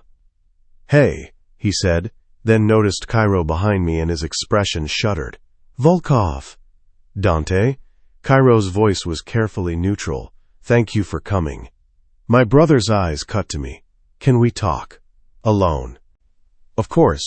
I glanced back at Kyro. Give us a minute. He nodded, though I could see the tension in his shoulders. Dante had made his feelings about the marriage very clear. He thought I was making a mistake, that I should run, that Kyro would destroy me. I'd spent weeks trying to convince him otherwise. Dante waited until Kyro left before speaking. Are you sure about this? Yes. Vesper, it's not too late. We could leave right now. I have money saved. We could disappear. Dante, I took his hands. I love him. He's a killer. So is our father. So is everyone in our world. I squeezed his hands. But Kyro is also kind. He's patient. He sees me, really sees me, in a way no one else ever has, and he makes me happy. He kidnapped you. The Calabrese family kidnapped me. Kyro saved me. I pulled him into a hug. I know you're trying to protect me. I love you for it. But I don't need protecting from Kyro. I need you to trust me. To believe that I know what I'm doing. Dante was quiet for a long moment, his arms tight around me. If he hurts you, he won't. But if he does, I'll kill him myself. I pulled back, studying my brother's face. Deal. Now, are you going to walk me down that aisle or not? He smiled. Small, but genuine. Try and stop me, Kyro. The Cathedral of St. Augustine was everything Vesper had feared and nothing like what I'd expected. The ancient stone building rose against the New York skyline like a piece of medieval Europe transplanted into modern chaos. Inside, stained glass windows cast colored light across marble floors and wooden pews. The altar was simple, elegant, draped in white and silver. And it was packed. Every major family from New York to Boston had sent representatives. Russian Bratva mixed with Italian Mafia, Irish mob bosses stood beside Polish smugglers. It was a who's who of organized crime, all gathered to witness the marriage that would reshape the Eastern Seaboard's power structure. I stood at the altar in my black tuxedo, Mikhail beside me as my best man, and tried not to think about the 100 ways this could go wrong. The snipers on the roof had checked in. Every guest had been screened. My men were positioned throughout the cathedral, ready to respond to any threat. But still, my hands shook slightly as I adjusted my cufflinks for the third time. She'll be here, Mikhail said quietly. Stop worrying. I'm not worried. I was terrified. Terrified she'd realize what she was signing up for and run. Terrified someone would make a move despite our precautions. Terrified I'd somehow screw this up. The organ started playing Pachelbel's canon in D, and the congregation rose. And there she was. Vesper stood at the end of the aisle, her hand on Dante's arm, and she was the most beautiful thing I'd ever seen. Her dress was ivory silk that hugged her curves before flowing into a train, with delicate lace sleeves and a neckline that was modest but devastating. Her dark auburn hair was swept up, a few curls framing her face. No veil. She'd kept that promise to herself, just a simple flower crown woven with white roses. But it was her eyes that destroyed me, green as jade, bright with unshed tears, locked on mine with absolute certainty. She smiled. And I knew, no matter what happened after this, no matter what challenges we faced, we would face them together. Dante walked her down the aisle slowly, and I could see the tension in his shoulders, the way he kept glancing at the guests, like he expected an attack at any moment. When they finally reached the altar, I stepped forward. "Take care of her," Dante said quietly, his hand still on Vesper's arm. "Or I'll finish what the Calabrese family started." "I will," I promised, "with my life." Dante nodded, kissed his sister's cheek, then stepped back to sit in the front pew beside Sloane, who was already crying into a tissue. Vesper handed her bouquet to Sloane and turned to face me fully. "Hi," she whispered. "Hi." I took her hands, and they were shaking. "You look stunning." "You clean up pretty well yourself." Her smile wobbled. "Ready to do this?" "I've been ready since the moment I met you." The priest, Father Dominic, who'd been paid handsomely to overlook certain aspects of our lives, cleared his throat and began the ceremony. I barely heard the words. I was too focused on Vesper, on the way her hand steadied in mine, on the tears that escaped down her cheeks when I repeated my vows, on the absolutely radiant smile when I slid the ring onto her finger. A simple platinum band with a single diamond. Nothing ostentatious, nothing flashy. Just perfect.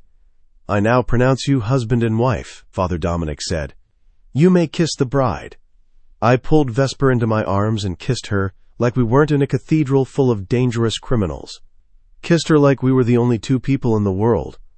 The congregation erupted in applause, genuine, which surprised me. Even hardened mobsters appreciated a good love story, apparently. When we finally broke apart, Vesper was laughing and crying simultaneously. "We did it," she said. "We actually did it." "Told you I'd be waiting." I wiped the tears from her cheeks. "Mrs. Volkov."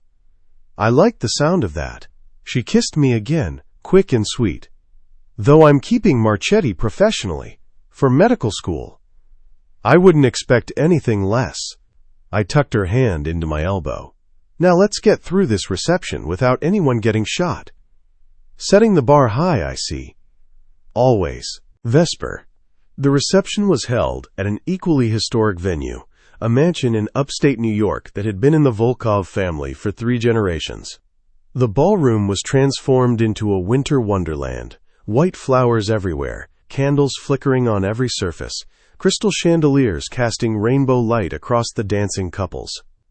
Our first dance was to Beyond by Leon Bridges, Kyro's choice, which had surprised me until I really listened to the lyrics. Then I'd cried all over again. I'm scared to death that she might be it / that the love is real, that the shoe might fit. You're such a romantic, I teased as we swayed together, his arms around my waist, my head on his shoulder. Only for you. He pressed a kiss to my temple. Only ever for you. After the first dance, my father claimed me for the traditional father-daughter dance. I'd considered refusing, but Kyro had convinced me it would cause less drama to just get it over with. Carlo Marchetti held me at arm's length, his expression unreadable. You look happy, he observed. I am. That surprises me. I expected you to resent this marriage for years. I did, at first. I met his eyes, but then I got to know Kyro, the real him, not the monster everyone warned me about. And you think you love him? I know I do. My father was quiet for a moment, studying my face. Your mother would have liked him, I think. She always had a soft spot for dangerous men who showed their softer side only to her. It was the first time he'd mentioned my mother in years. The first time he'd acknowledged that she'd been a person with preferences and opinions and feelings. "Thank you," I said quietly, "for that. Don't thank me. I still think you're naive. That love will make you weak."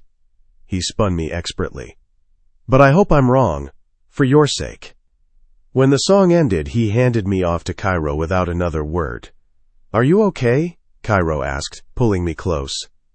"Yeah," I smiled up at him. "Yeah, I think I am." The rest of the reception passed in a blur. Dancing with Dante, with Mikhail, with various family members who'd suddenly decided they liked me now that I was officially part of the Bratva. Sloane got progressively drunker and more emotional, hugging me every 15 minutes and telling me she was so happy I'd found love. And through it all, Kyro never left my side. His hand stayed at the small of my back, his eyes constantly scanning for threats, his body between me and anyone he didn't completely trust. Finally, at midnight, we slipped away. A car waited to take us to the airport, where Kyro's private jet would fly us to a, quote, secret location for our honeymoon. He'd refused to tell me where, saying only that it was warm and private and had no internet access. In the car, exhausted and happy and more than a little drunk, I curled into his side. "Thank you," I said. "For what?" "For being patient, for proving me wrong, for making me believe in this." I looked up at him. "For loving me, Kotionok." His voice was rough. "You make it sound like I had a choice, like I could have done anything other than fall completely, irrevocably in love with you. You always have a choice." "Not with you." He kissed the top of my head. "With you, I was lost from the start." I must have fallen asleep, because the next thing I knew, we were at the airport. Kyro was carrying me up the stairs to the jet, and I was too tired to protest. He settled me into one of the plush leather seats, buckled me in, and took the seat beside me. "Where are we going?" I asked, fighting to keep my eyes open. "Santorini, a villa on the cliffs, just us for 2 weeks." "Santorini," I repeated, smiling. "That's perfect." "Sleep, Kotionok." He laced his fingers through mine. "When you wake up, we'll be starting our life together. For real this time." I did sleep, dreaming of white houses against blue seas, of Kyro's laugh in the sunlight, of a future I'd never thought I could have. And when I woke somewhere over the Atlantic, the sun rising through the jet's windows, Kyro's hand still holding mine, I knew with absolute certainty. This was where I was meant to be. Not because my father had arranged it, not because of alliances or territory or power, but because I chose it, chose him, chose us. And that made all the difference. Epilogue. Vesper. 6 months later. The scream echoed through the free clinic, high and terrified. I dropped the chart I'd been reviewing and ran toward exam room 3, my white coat flying behind me. Dr. Chen was already there, trying to calm a mother whose toddler had stuck a bead so far up his nose that it was lodged against his sinus cavity. "Let me see him," I said, pulling on gloves. The next 20 minutes were intense, keeping the child calm, using specialized instruments to extract the bead without pushing it further, monitoring for any damage. But finally, triumphantly, I held up the tiny plastic sphere. "Got it," I announced, and the mother burst into grateful tears. After I'd checked the child for any complications and sent them home with instructions, I found Dr. Chen in his office, smiling. "You're a natural, Dr. Volkov," he said. "Not doctor yet, still a student," but I smiled. After the wedding, I transferred to Columbia's medical program, as Kyro had arranged. I was currently finishing my 2nd year, top of my class, and loving every exhausting minute of it. Soon enough, Dr. Chen handed me a stack of files. "These are the patients scheduled for tomorrow. Think you can handle the morning shift solo? I have a meeting with the board." "Absolutely." My phone buzzed as I left his office. A text from Kyro. "How's your day, Kotionok?" "Just extracted a bead from a 3-year-old's nose," I replied. "Yours?" "Negotiated a truce between 2 rival factions, much less exciting than your day." I smiled, walking toward the clinic's exit where I knew Victor, one of Kyro's men, would be waiting. The security detail was non-negotiable, something I'd learned to accept. Kyro protected what was his, and I was learning to find comfort in that rather than resentment. "Dinner tonight?" I texted. "I'm thinking Thai." "Whatever you want. I'll pick it up on my way home." Home. The lake house was truly ours now. We'd finished all the renovations, filled it with furniture and books and life. My office was exactly as I'd imagined it, with medical texts lining the shelves and a comfortable chair by the window where I studied. And in one of the upstairs bedrooms, we'd started creating a nursery.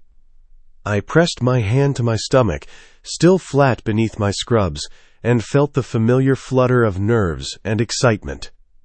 2 months pregnant. We'd found out 3 weeks ago, and Kyro had been insufferable ever since, hovering, worrying, treating me like I was made of glass. I loved it. "See you at home," I texted. "Love you." "Love you more, Kochunok, always, Kyro." I stared at my phone long after Vesper's text came through, still not quite believing this was my life. 6 months married, and I woke up every morning expecting to find it was all a dream. That Vesper would realize she'd made a mistake, that she'd leave, that I'd lose the best thing that had ever happened to me. But she stayed. More than that, she thrived. Medical school suited her. I loved watching her study, the way she bit her lip when she was concentrating, how she'd quiz me on anatomy terms while we cooked dinner. She was brilliant, passionate, exactly who she was meant to be. And in 7 months, she'd be a mother. The thought terrified and thrilled me in equal measure. "Boss?"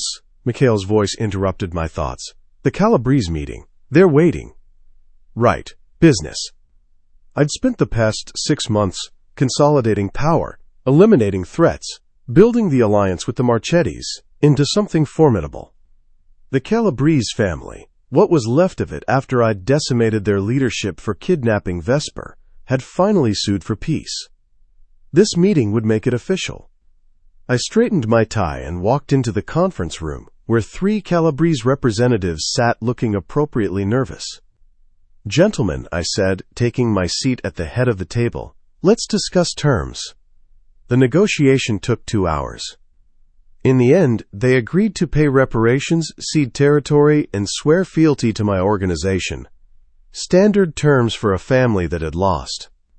But before they left, the eldest, Giovanni Calabrese, paused at the door. "Your wife," he said carefully. "How is she?" Every muscle in my body tensed.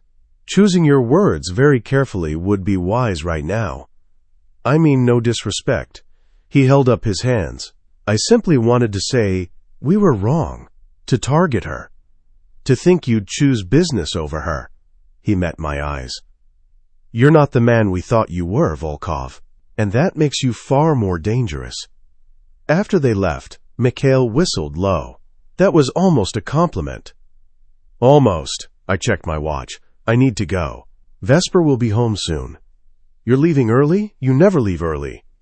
"I do now." I grabbed my jacket. "My wife is pregnant, Mikhail. I'm not missing dinner." "You've gone completely soft." "Completely," I agreed, and I couldn't care less. Vesper. I beat Kyro home by 10 minutes, enough time to shower and change into comfortable clothes before I heard his car in the driveway.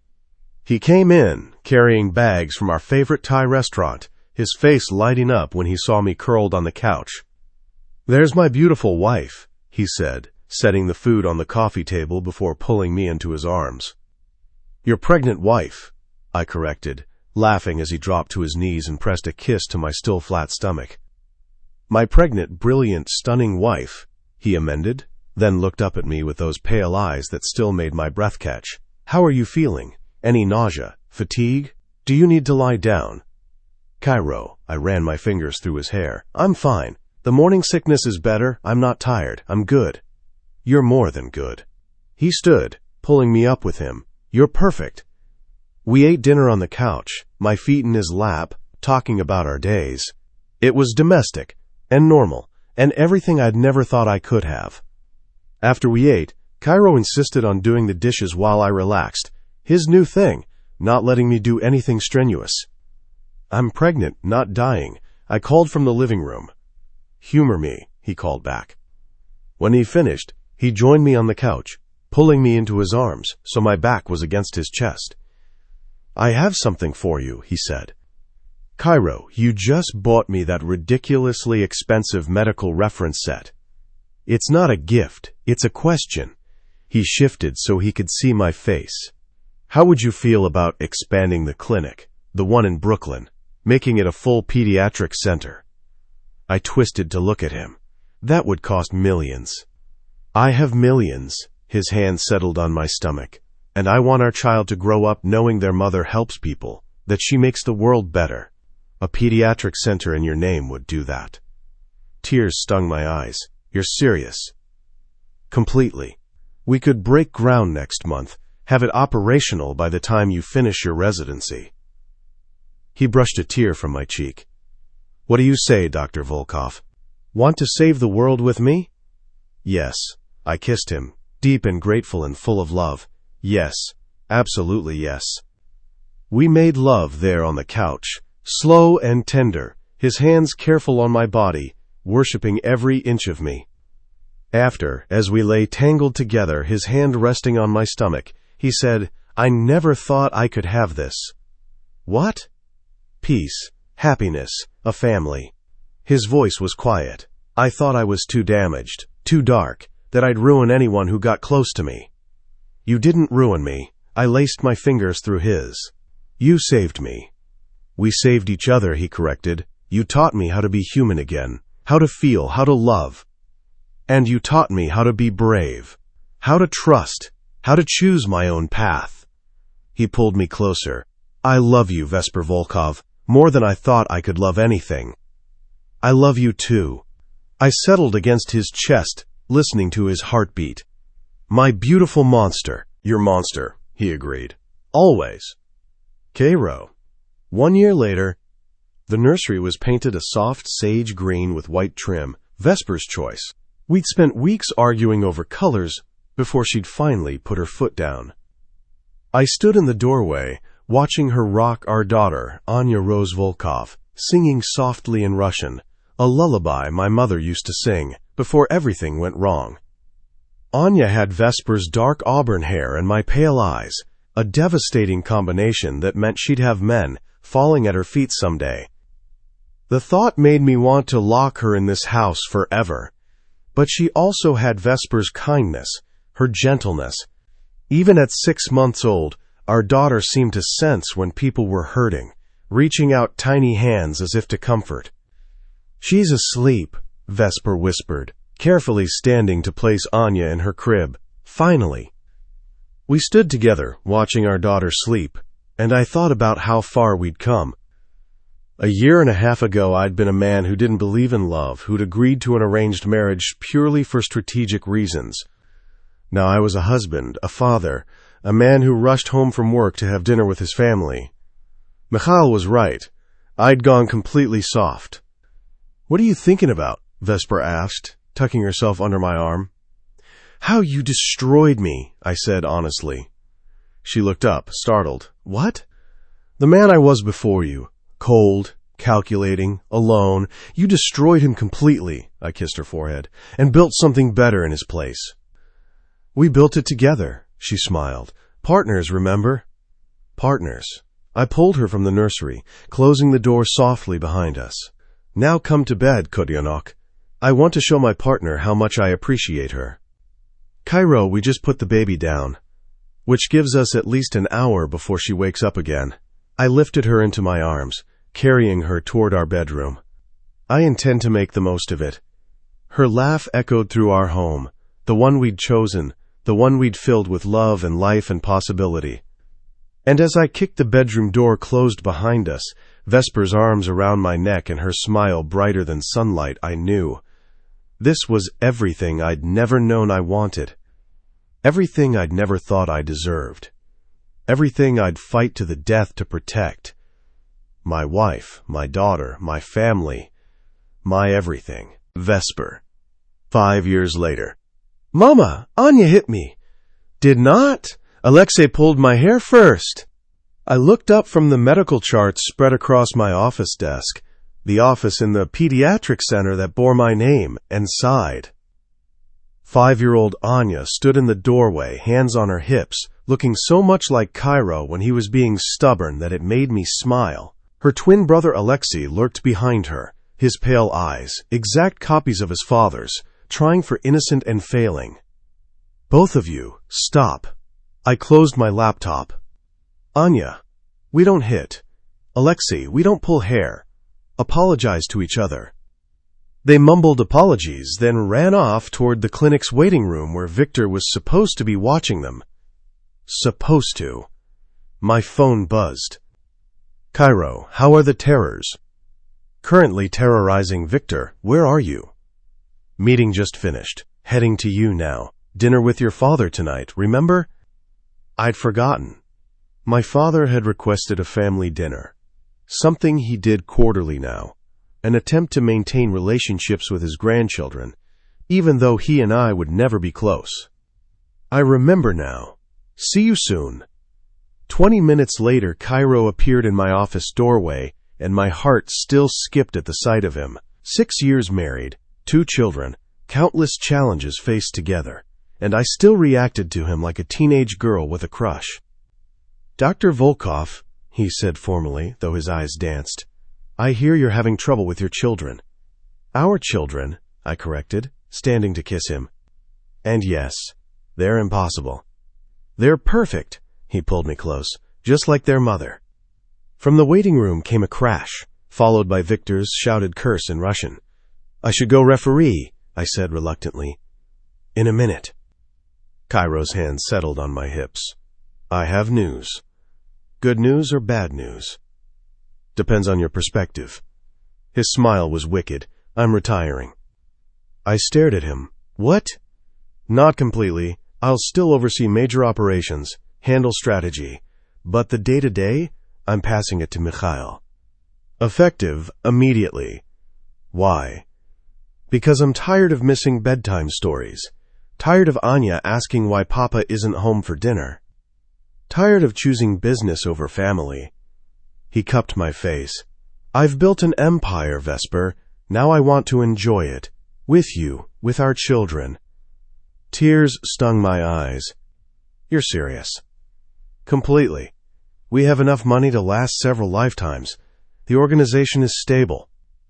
And I want to spend my days watching our children grow, supporting your career, maybe traveling when they're older." He kissed me softly. "I want a life, Kotionok.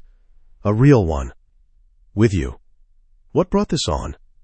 Alexei asked me yesterday why I couldn't come to his school play, and I realized I've spent my entire life fighting, building, protecting. But what's the point of all of it if I'm not there for the moments that matter?